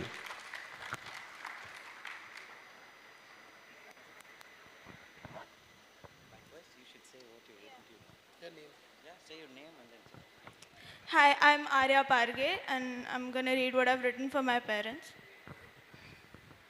Dear Mom and Dad, I love you guys very much and I'm going to miss you just as much. And to make this all worth it, I'm going to study very hard and enjoy hard as well. You can already say that you gave your daughter the best childhood ever. So I'm going to work very hard so I can say one day that I gave you an equal amount of pride. That's so wonderful. That's so lovely. Thank you. Thank you. We'll have the next pair. Yes, sir. My name is Hemraj Gupta, coming from Jaipur, Rajasthan. My brother's son, Mayank Gupta, also here. He got admission in VIT. He is very good and sincere beta. I wrote about him. We love our beta, Mayank Gupta, those who are great achievement for this admission in VIT. May God bless you, your performance, because 2 years I have at my home, he study properly and he is very sincere and hard work boy. So I am very happy to achievement, to admission in this VIT campus, very looking nice and great campus for his life. Thank you so much. Thank you. Thank you, sir. Likewise, I think this is his uncle, this family and the bonding. Our friends can be seated. I'm sorry to keep you standing. Thank you. Please listen. Yeah, that was your uncle, right? Yes. Yeah, please share the love. My name is Mayank Gupta. My family is very supportive.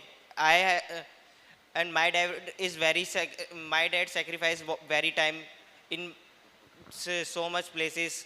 I pay all times and I will definitely work hard and give me success and give me luxury life for my family. Thank you. That's so nice. Thank you. We'll have the next parent.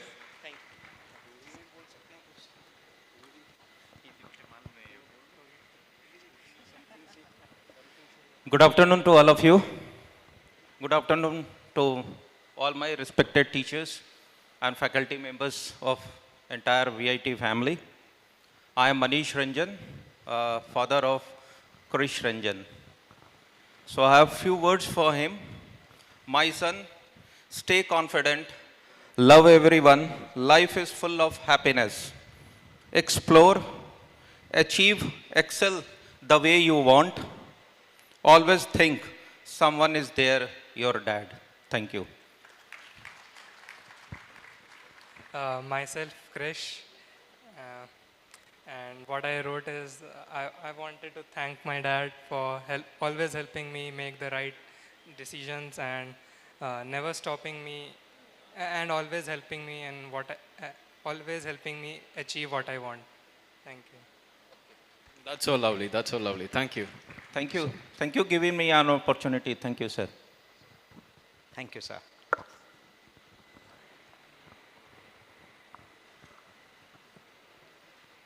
Hello, good afternoon to all of you.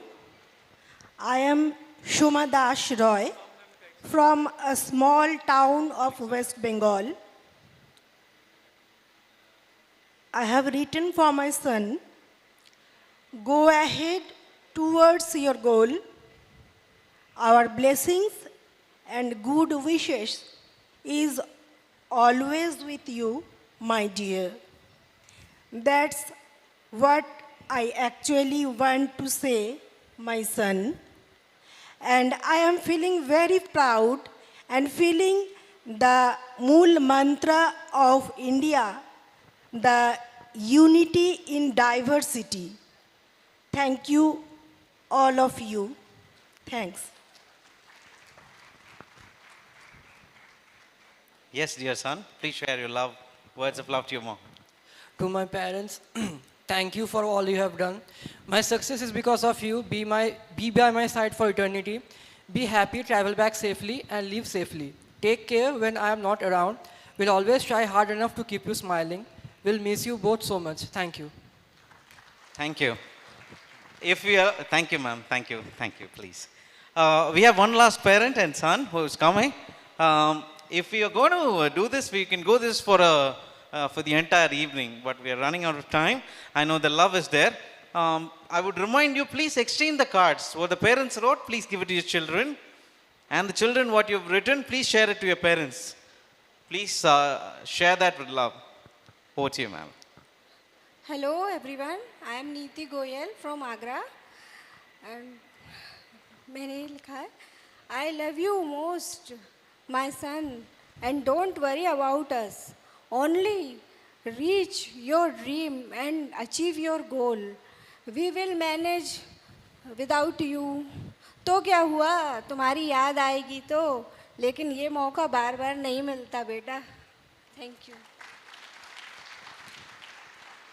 I also write for my parents that अपना ख्याल रखना और सबको और अपने आप को हमेशा संभाल के रखना क्योंकि मैं आपके पास हमेशा रहूँगा और अपना ड्रीम पूरा करके आप लोगों के हाथ में ही दूँगा. Could you please translate that for us? मुझे हिंदी मालूम नहीं है भाई साहब. Okay. I tell to my parents that don't worry about me and I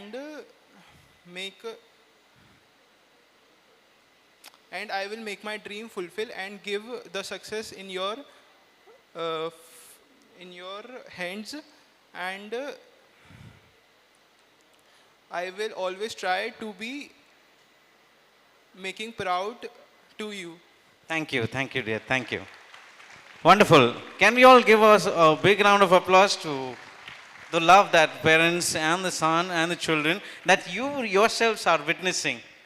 I think we've taken a lot of time, Dr. Naiju, our director, I should say. Ma'am, thank you so much for this time, that quality time that you've given us. Over to Dr. Sujata. Thank you, thank you. We now invite the director.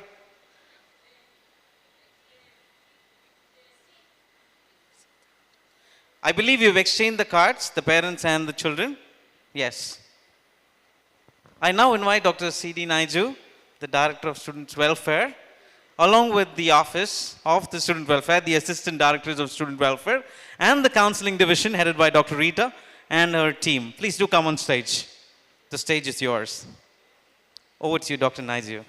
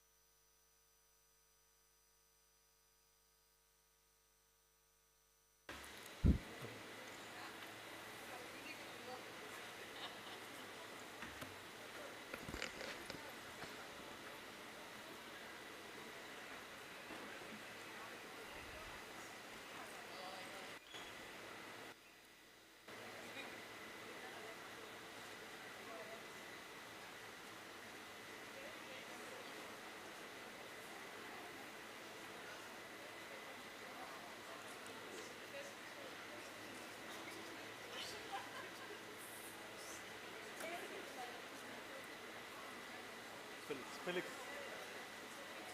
Felix another good.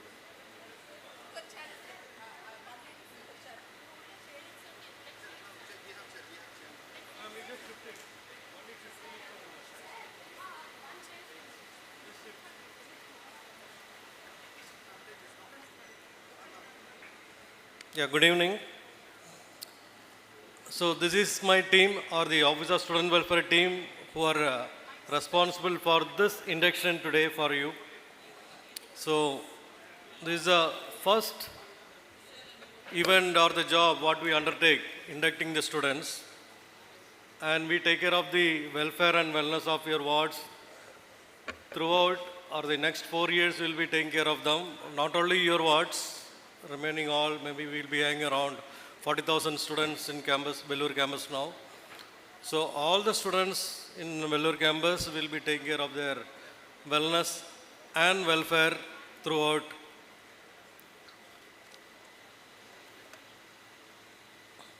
So this is the structure of Student Welfare Office, headed by Director of Student Welfare, and I have 6 assistant directors, then head of counseling division and other 11 counselors along with them, and we have supporting staff. And we do have 3 different levels of student bodies who help us in running the Student Welfare Office. We call it as the Student Executive Council members. They are from final years, and we have student member secretaries from the pre-final years and program representatives. So the minimum eligibility to become these members or the student body is they should have minimum of 9 CGPA. If you just cross-check it, it will be 90% and above those who are scoring will be eligible to apply and be a part of this committee. So in the coming slides, we will be explaining how to be a part of this council member and what are the other eligibilities. Yeah, myself, Dr. C.D. Naiju, the Director of Student Welfare, and I have Assistant Director, Mr. Professor Senthil Kumar. He takes care of day scholars and day boarders. Then we have student medical insurance here. Then he's also a disciplinary action coordinator. So if at all any students do any indisciplinary activities, he is the person who calls them and guides them, or even punish them. And the health center in charge from Student Welfare Office, Professor Sudhakar. Yeah, he takes care of the clubs and chapter activities. Then he helps the students to represent VIT, or he identifies the people who can represent VIT and bring laurels to them. Then he also represents the men's hostel. Like if at all, if you have any issues in hostels and if hostel authorities cannot solve it, you can always approach him and find solution for it. I'm talking about the men's hostel. It's Professor Shankar Ganesh. Yeah, we have a proctoring system in VIT, or we call it as a mentoring system, where a faculty will be allotted with 20 to 25 students, and they will act as the parent away from home. So he is in charge of all the schools together. Then he also leads the Student Information Center, grievance cell, and also the different scholarship what is available within VIT, sponsored by industries or governments.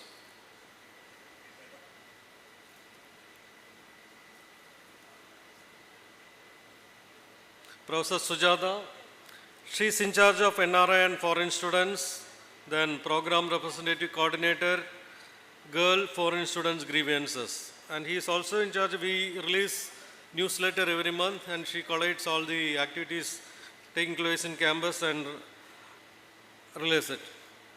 Next we have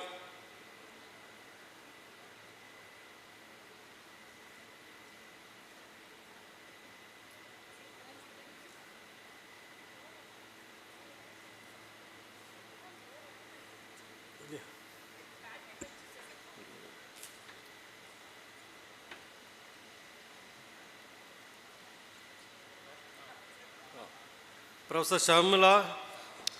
She is in charge of the student council members. Actually, she floats the Google form and collects the details of the student who self-nominate, and we have a different levels of interviews. Then we select the best student who can represent as the student council members. And he's also in charge of ECA course. It's a course, a compulsory course, where all students have to join it before the third year, before the fourth year, and get 2 credits. It's an activity-based course.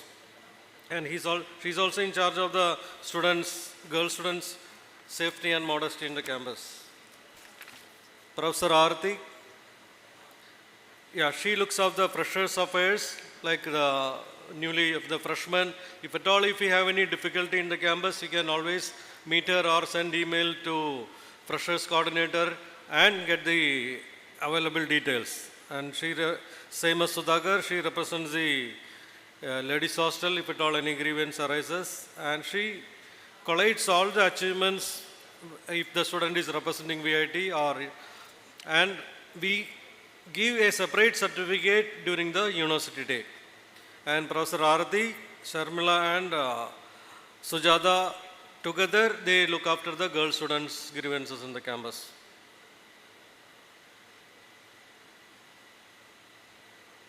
Next, coming to the counseling team, we have Professor Rita Bhattacharya, HOD of Counseling Division. Yeah, she is available in cabin number SMV G112. Now invite Rita ma'am to introduce the other counselors.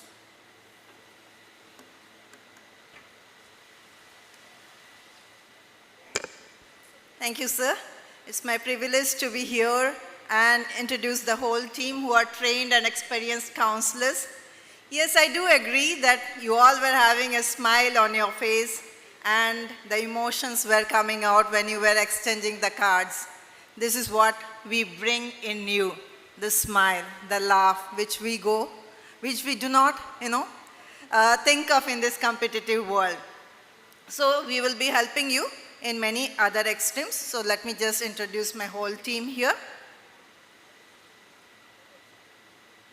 Mr. Felix Emmanuel, he's seated in Technology Tower, room number 720, and he is also a residential counselor. Thank you. Dr. Dhanlakshmi, she is seated in PRP building 206 room number. Mr. Blessing Calvin, he is seated in SJT, room number 630. All the scope students can go and meet him whenever you are in need to someone to be talked to. Mr. Parthivan, he is also seated in SJT 326, the third floor of the scope building. Dr. Jetson Satya Gospel, he is seated in PRP building 206, and he is also a residential counselor. He is the coordinator of the counseling division in the men's hostel. Mr. Clinton Joseph, he is seated in the main building 228A room number, and he is also a residential counselor. Mr. Hariharan, he is seated in SJT building again, 427. Mr. Muralidharan, he is also seated in SJT building 612A13. Mrs. Reshma, she is available in GDN 151B. Ms. Beulah, she is also a residential counselor and is available in SJT 625E. Ms. Lakshmi, she is also a residential counselor and she is the coordinator of the ladies hostel from counseling division, and she is seated in 625B. So there are many silver boards you can see in all the departments, in all the blocks, buildings, in all the hostel floors and all. So it is mentioned as life is precious. Yes, life is very much precious for everyone. And we as professional counselors, we feel that we should emotionally protect everyone, every child of ours who are freshers to VITs and others. So what I would like to say is there are many options where students would like to meet someone, listen, to just talk to someone who can listen to them. In this competitive world, there are very few people to listen to. And the counselors are available in all the buildings, even in the hostels where you can approach them. So on emergency cases, please do approach us or just come back to us to talk to us. Can I see the number of hands? Those who are feeling homesick because you are away from home? Is there anyone? I don't see anyone. Okay. Oh, there are few. Gone are those days when we used to come back outside and feel that, oh, my mother, my dad, my siblings, we hardly can meet each other. But good to see that achievement, that maturity in you, that yes, you all are growing day by day and you would like to do something for your parents and yourself. Well, you can approach us by seeing the number which is already given in the boards where life is precious. You can message us, you can mail us with all your problems or issues which you come across, or you can come back to us where we are seated, which is already seen in the website also. In the parents menu, you can see the counseling division as well as in the website when you go to campus life, then to students welfare, then you can see all the details of the counselors and come back to us for any help. Sometimes we feel that intelligence is very important, but no. If a person is very, very intelligent but has emotional weakness, that's it. The intelligence will not work out for. And that is what we are working here, the emotional. The IQ is important, I too agree, but the EQ is more important than IQ. So the Student Welfare Office and the whole team of counselors will be there to help you out for all these 4 years. Okay. So I'll come back to you all where we help, which category, which factors, which we are related to, because we are all professional counselors dealing with psychological issues mainly. Majority of the thing which we come across is overthinking. People, there have been students who think much, and there have been many students, those who feel that I have been the best in my school, but somehow I am not able to come out with, and they just think they're very lonely. And you know, there are people, those who have come across, there are students who have come from a single parent family. Yes, it is very difficult for them. You can always come back to us to share your views and feelings. There are students with low self-esteem or low self-confidence. So I do agree, when we go to a new place, new environment, new culture, new syllabus, so we may feel somehow nervous or somewhere to, we may not be able to come out all those things. So you may please come back to us. We will be guiding you what to do next and what else to be followed. So yes, relation is very, very important. Like father, mother, siblings, everyone are important, just like them, the friends in this campus. So try to speak to them.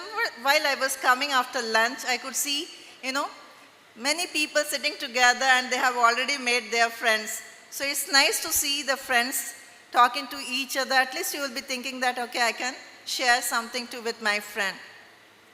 Peer pressure is there. Please be careful with the pressure which you do not feel like doing. And here I would like you all to be assertive in nature. Try to say no, okay, without hurting the other person. Yes, in terms of assertiveness, we will be helping you how to speak in those terms so that you are not pressurized by your own peers. And family, I could see the parents coming up to speak that yes, the freedom is yours.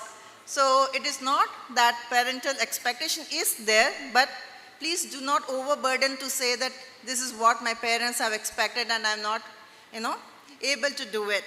So taking these personal issues which may face academic issues, like we have pointed out the factors, the issues which has come across to us and we have been able to solve and help the students. So one is concentration. Somehow when students say that I'm unable to concentrate even though we are studying for a long time, so there may be some problem with that where we will help you out. And some students feel that we are not interested with the subject because it's very tough. the marks issues, the CGPA, it is all related to each other, the scoring and all. The placement issues which comes after 2 to 3 years, you will feel for it, that the academic proctors will be helping you out when you meet them. The slow learners, we have very good facilities. There may be issues where you are not able to understand in the class, but you will be helpful where there is another benefit of extra classes for the slow learners to come across. And course selection issues which will be helped by your proctors. So you are going to meet the proctors anyhow today after this. So here we come, the psychological issues. Anxiety, it is very common to us, and many of us, I could see in the freshers group, they are anxious about the big campus, the course, the syllabus and all, but don't worry, people will be taken care. But if it is too much over anxious and you are not able to deal with it, even you feel that the parents will be pressurized, please come back to us, we will be helping you on this. Stress related issues also come across, and it may rise to insomnia. And insomnia, yes, there are issues where students do not sleep at night, but they prefer to sleep in the, morning, daytime. So my request, please do not do it, or else you will be missing classes. And if you miss class, you will be missing the exams due to low attendance. So one of the major issues which I would like to say is lack of patience deals with impulsiveness. And when you are in impulsive nature, there is a chance where we do some harm to us. So there have been issues where students go with self-harm. Please do not do it. It is not advisable. If you do self-harm, you're going to harm yourself, no one else. So please come back to us if you feel that you are very much impulsive in nature and you feel that, okay, you want someone to be helped. And there are addiction issues, schizophrenia, personality disorders. We will be coming in detail later on when we speak to you all. So please do not tell that you are depressed. Depression is a very big technical term in psychology. So depression is a very, it's not a simple term which will be taken very commonly. So these are some of the issues which we have come across. And yes, there are students, there are issues where those who are taking medicine. So there may be some issues where students have to take medicine, which is not for a full time, but they come up for, for follow-up and some therapy. If you have such issues, please come back to us because we have a very good first aid center where the nurses are taking care of it. And if you have any other issues where medicine is a must for some other, illness, please come back to us. We'll be helping you to take it on regular basis because till now your parents were taking care and we are there to take care of you all now. So my best wishes to each one of you. I'll just end with a small thought. Like if you take a coin, it has two sides. And if one of the side is eroded, then the coin has no value. So if I take health to be the coin, it has two sides too. So one is physical, another is mental or the mind. So until and unless we are mentally set or the mindset is perfect, we are unable to do anything, whatever possible takes place. So my best wishes to all the freshers, and do take care of yourself. Thank you.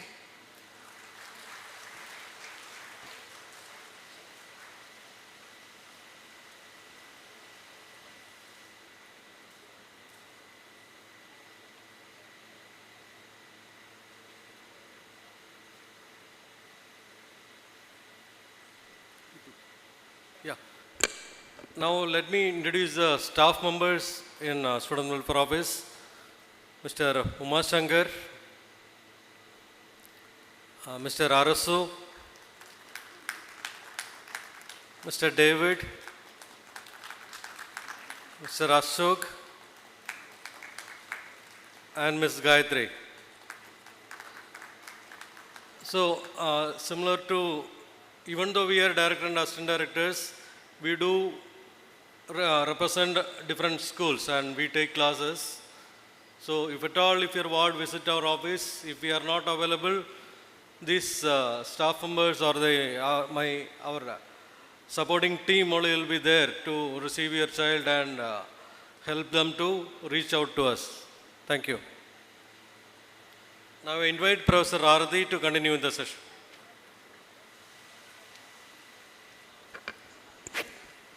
Thank you, sir.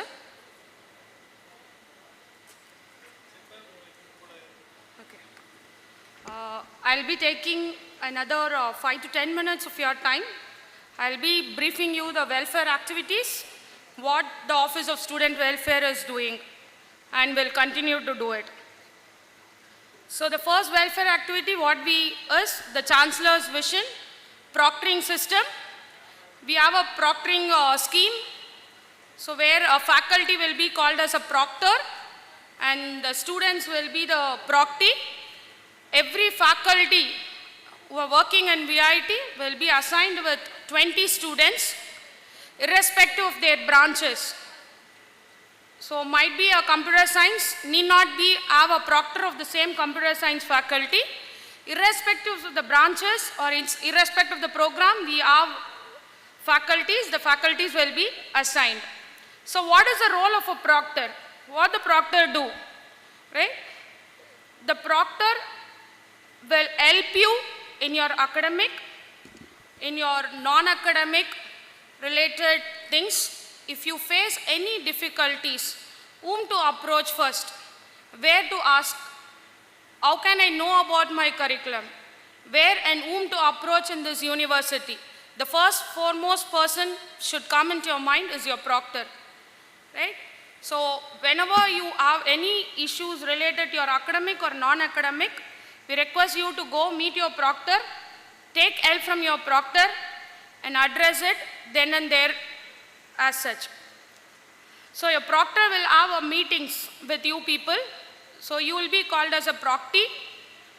When the meeting will happen, there is a 3 mandatory meeting in a semester. The first meeting will be before your continuous assessment 1, and the second meeting will be before your continuous assessment 2, and next will be before your FAT examination. Why more particularly and precise before your exams? Is in order to avoid you getting debarred from the subject. If at all, if you have any medical reasons, right, inform your proctor.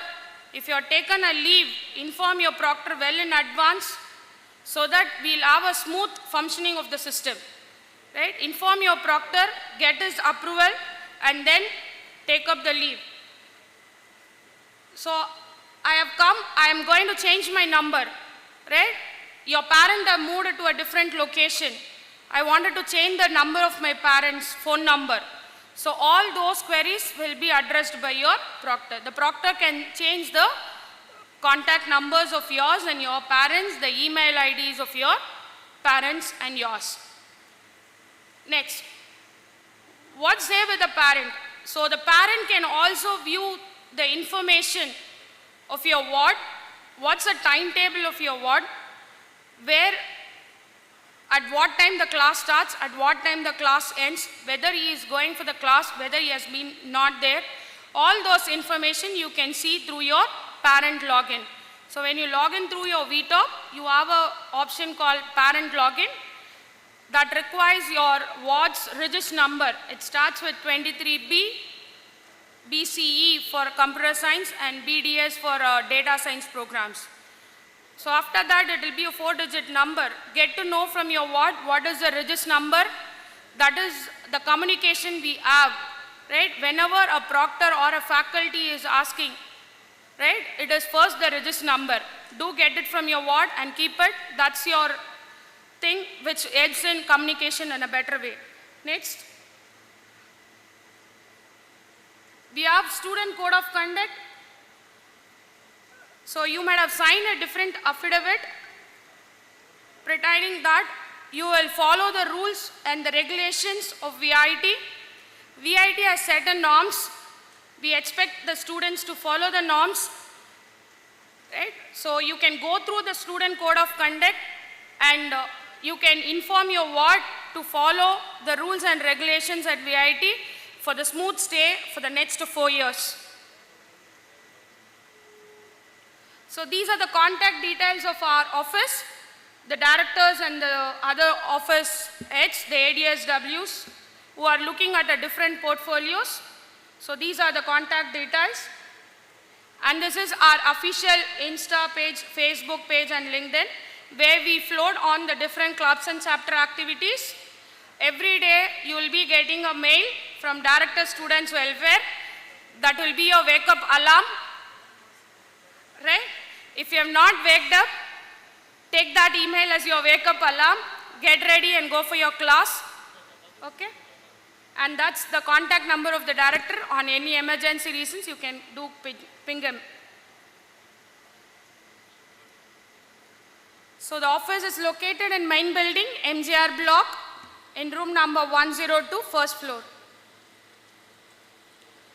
What we do, the students' welfare activity. So what are the welfare activities? So proctoring is one of the welfare activities. We do a clubs and chapter and extension activities. We are in the process of selecting the student council members and conducting a meeting with the student council members and involving the student council members in various university related events. We also help in scholarship and financial aid assistance. We do international student support. We have a separate community radio. We do extra and co-curricular activities.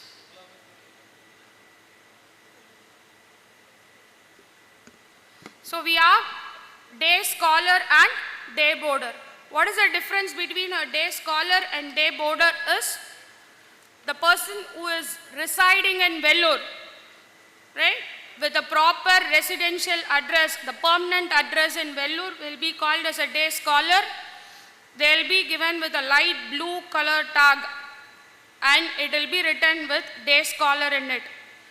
The hostlers who come with a different residential address, but they stay along with their parents in Vellore, right?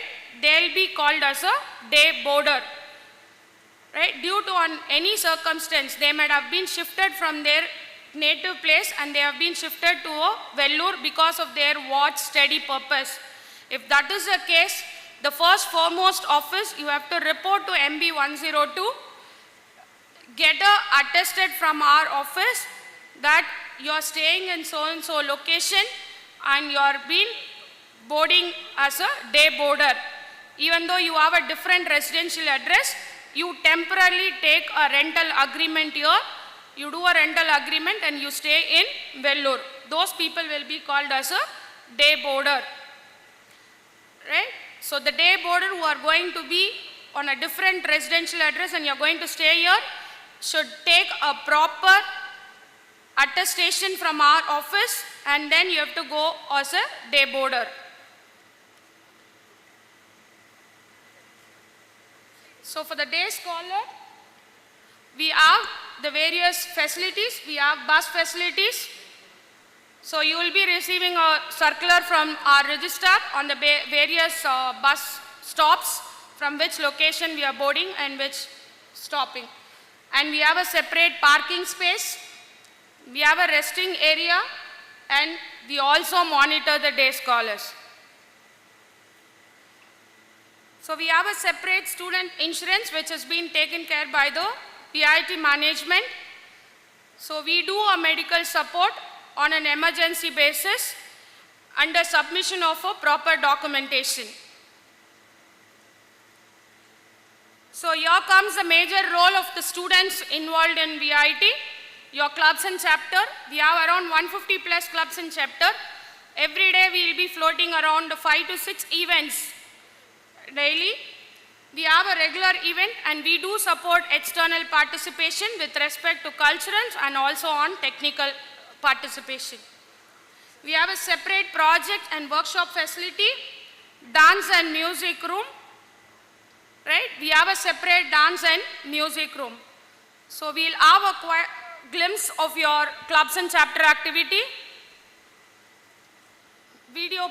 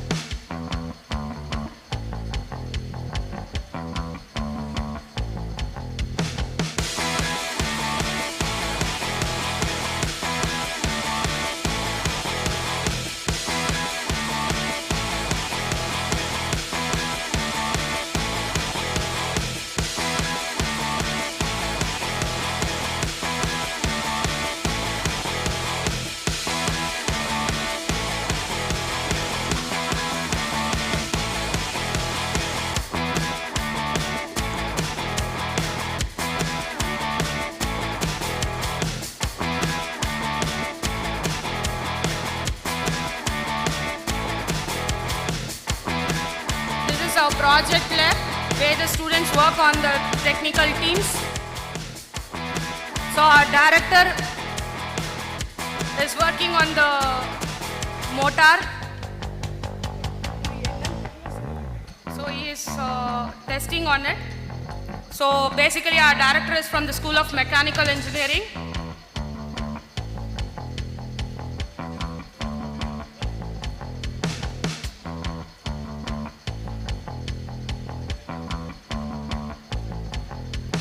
So all the projects which is getting displayed is done by our own student.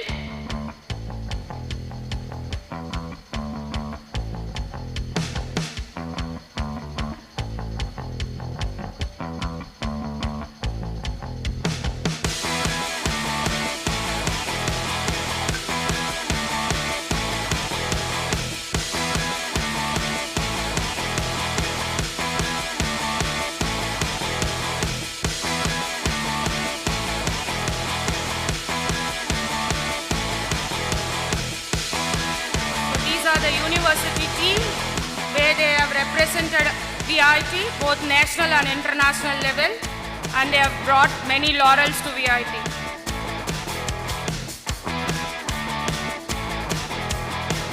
So the main building entrance, so it's Dr. MGR block, or you call it as main building.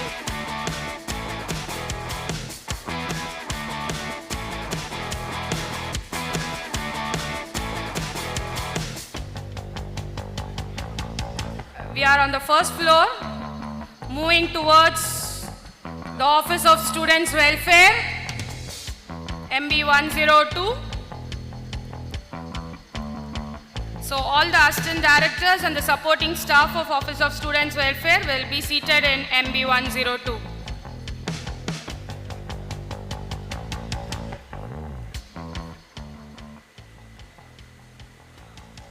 Thank you, sir.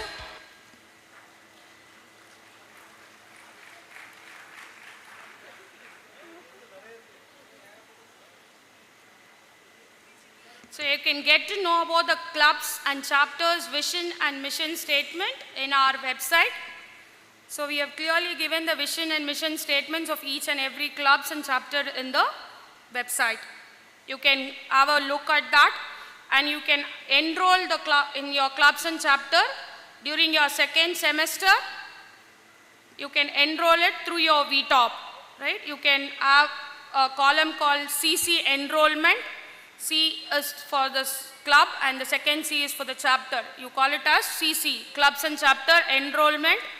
We'll open it in the next semester so that you can enroll in any of the clubs of your choice, which will suit you for your academic and also for your other activities like your NGO. If you're more into an outreach activity, you can join any NGOs. So we have a separate student information center. Whatever information regarding your affidavit, if you wanted where to submit and where, when and how can we collect the data and all those information. And if you have any grievances, we have a grievance redressal committee and an help desk placed across the building. So we have one at the ground floor in SJT and one in the TT. So we have NRI and foreign students welfare. We have a separate ADSW, the Assistant Director Students Welfare, who has been deputed for looking after the NRI and foreign students welfare. So that ADSW will be taking care of all your needs of NRI and foreign students. The NRI and foreign students welfare will also take you for a cultural heritage visit during your next semester, most probably. Any NRI and foreign students here? Okay. You will be going for a cultural trip, heritage trip along with the ADSW. So next we have freshers induction. So what we do it right now is a induction. So your main induction followed by other school activities you do it for this week will consolidate your freshers induction. So whatever requirement you have related to your freshmen, you can drop a mail to freshers.affair@vit.ac.in and you can apply for the Freshers Scholarship. We do support for scholarship. We support the scholarship, but we are not anywhere related with the state government or central government scholarship. We'll share an email if there is a call for the central and the state scholarships. So where the bank accounts need to be done, your campus map VIT NAV is a app which was developed by our own student, which will be working on the intranet. It will navigate through the various locations inside VIT. So girl student safety and modesty. Right? Any issues the girl student is facing inside the campus or outside the campus, they can very well approach any of the ADSWs, the female ADSWs here. And we insist the student to have a modest way of dressing. And again, I'm putting it a request to the parent and also to the student to have a modest way of dressing. So that will suppress us with other issues if you will avoid certain issues. We do conduct an awareness session, and if you have any other grievances, you can approach any one of the female ADSWs. So the next one is extracurricular activity courses.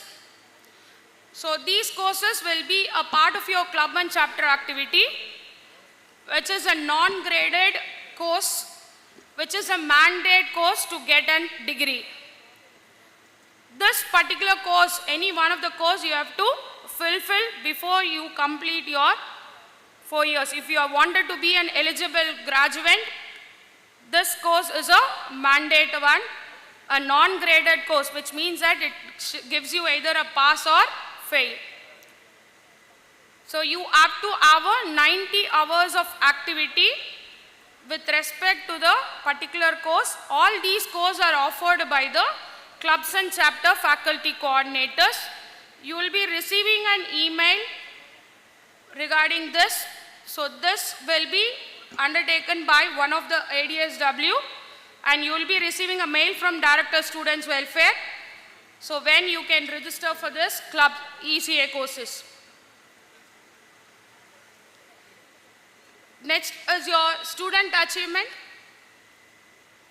So we encourage students to participate in external events, both cultural and technical fest. So we send them for different universities and different colleges if they approach us through the external participation. And any event or any achievement which a student does will be recognized during the university day as an achiever or a special achiever. So any national level events achievement will be graded as an achiever, and international events will be given an award as a special achiever. We do a funding when you represent VIT. So the funding as event registration, we have travel, food and accommodation for both the national and international events. So we give these awards during the university day as Achievers Award. We do have Merit Award. Those students who are securing the first 10 ranks of their department will be awarded with academic merit. The best outgoing student on a different category, we have engineering and non-engineering NRI category.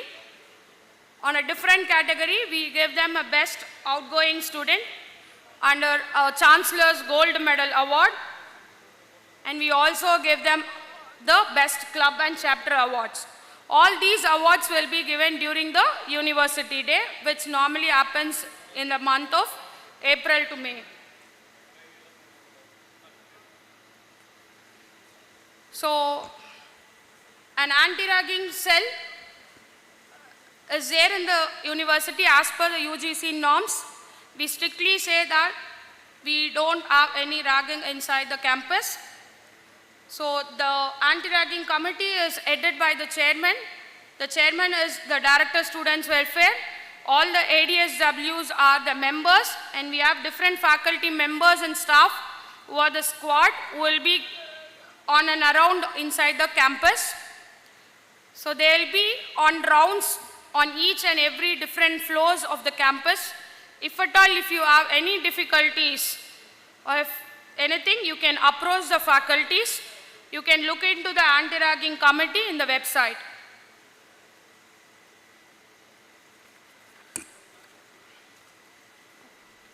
So we bother a lot on the campus discipline.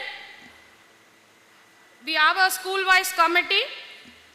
Any issues or anywhere if your ward is indulged in indisciplinary action or indisciplinary behavior inside the campus will be viewed strictly, and you will not be aware who is the campus disciplinary faculty who is in and around you.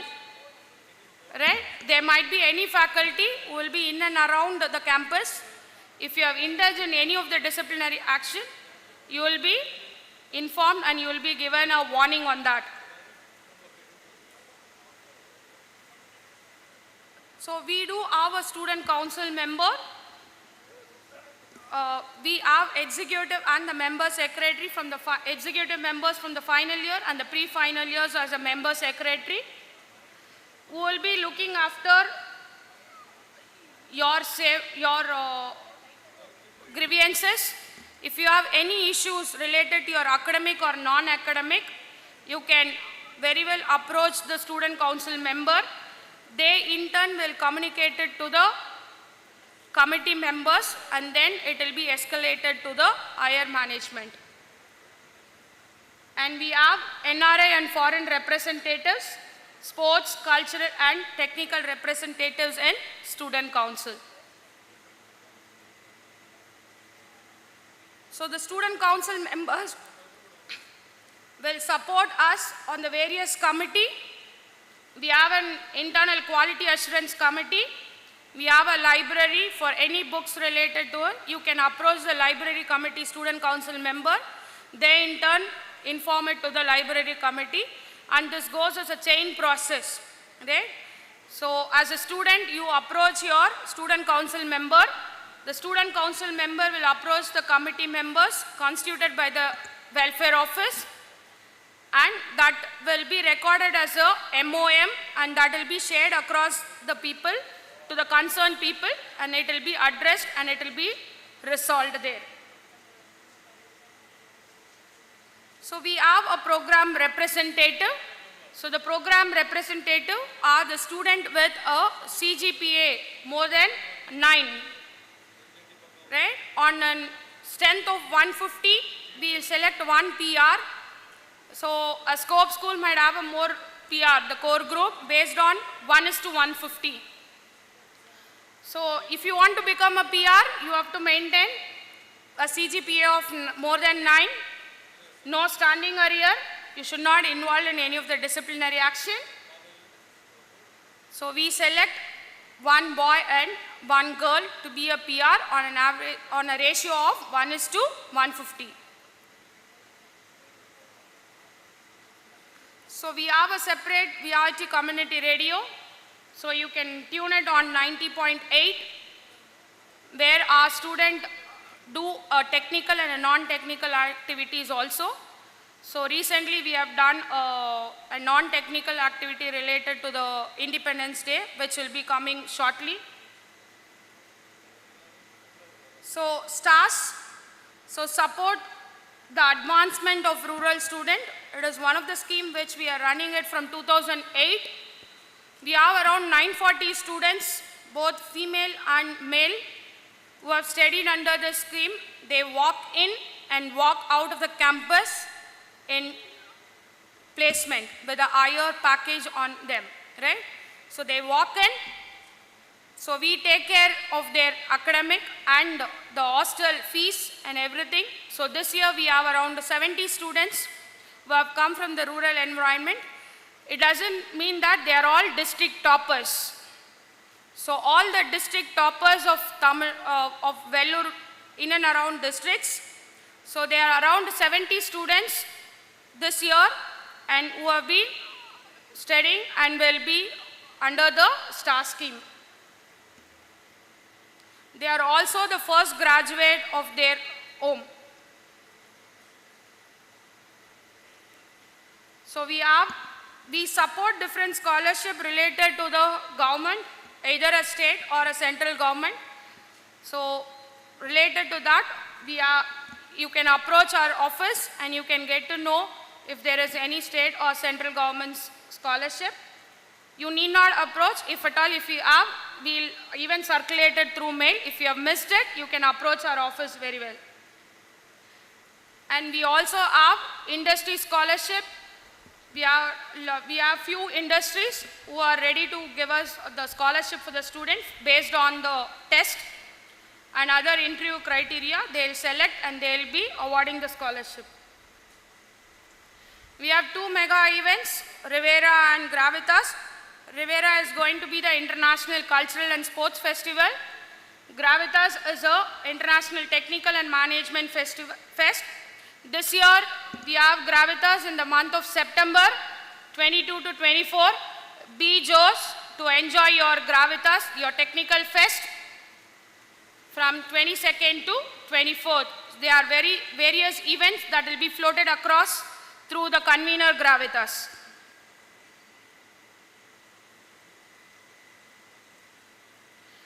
And Rivera and Gravitas are hosted by the student, for the student,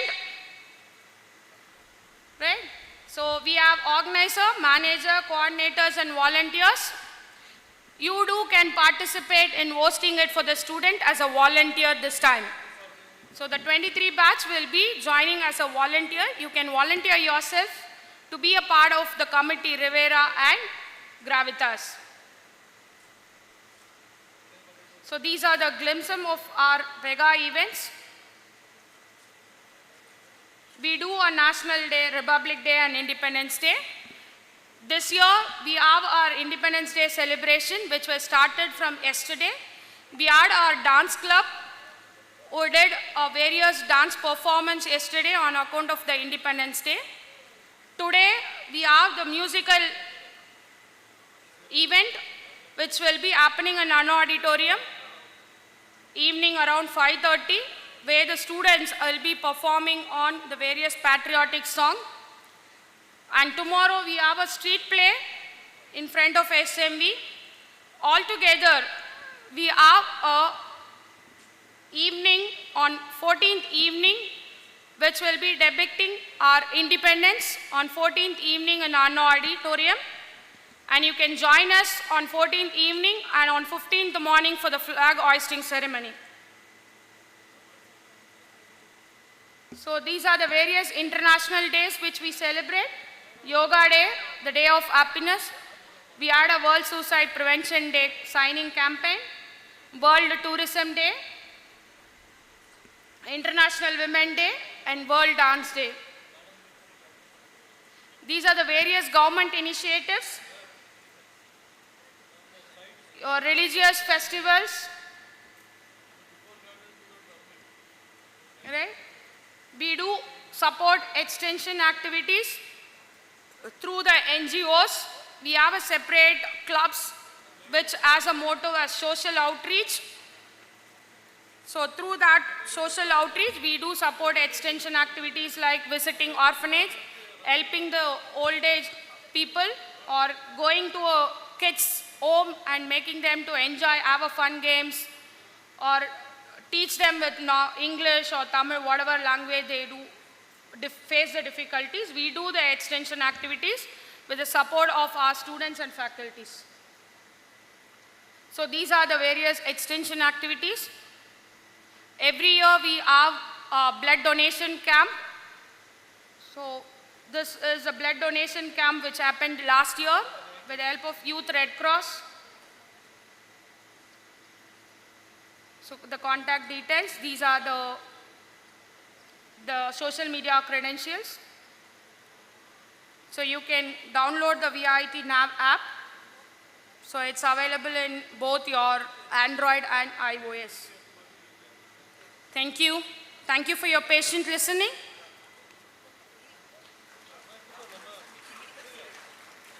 Okay. So we have come to an end of today's session. For tomorrow, you will be having the morning session, you will have your EPT. You can know your venue of your EPT exam through your VTOP. You can log into VTOP and get to know about your EPT exam, when and where it is happening. So morning from 10 to 1, it is 1 hour exam. Between 10 to 1, there is a time slot for you. You can look into it in VTOP. Post lunch, you will have your school induction program. So all the specialization of computer science will have the school induction in an auditorium, and SBST will have it in VOC, the Biotechnology will have it in one of the auditorium. You can get to know the schedule from your VIT page. You can go to BTech orientation in VIT page and look into the schedule, and do attend the schedule where you have a informative session about your school. Right? Thank you.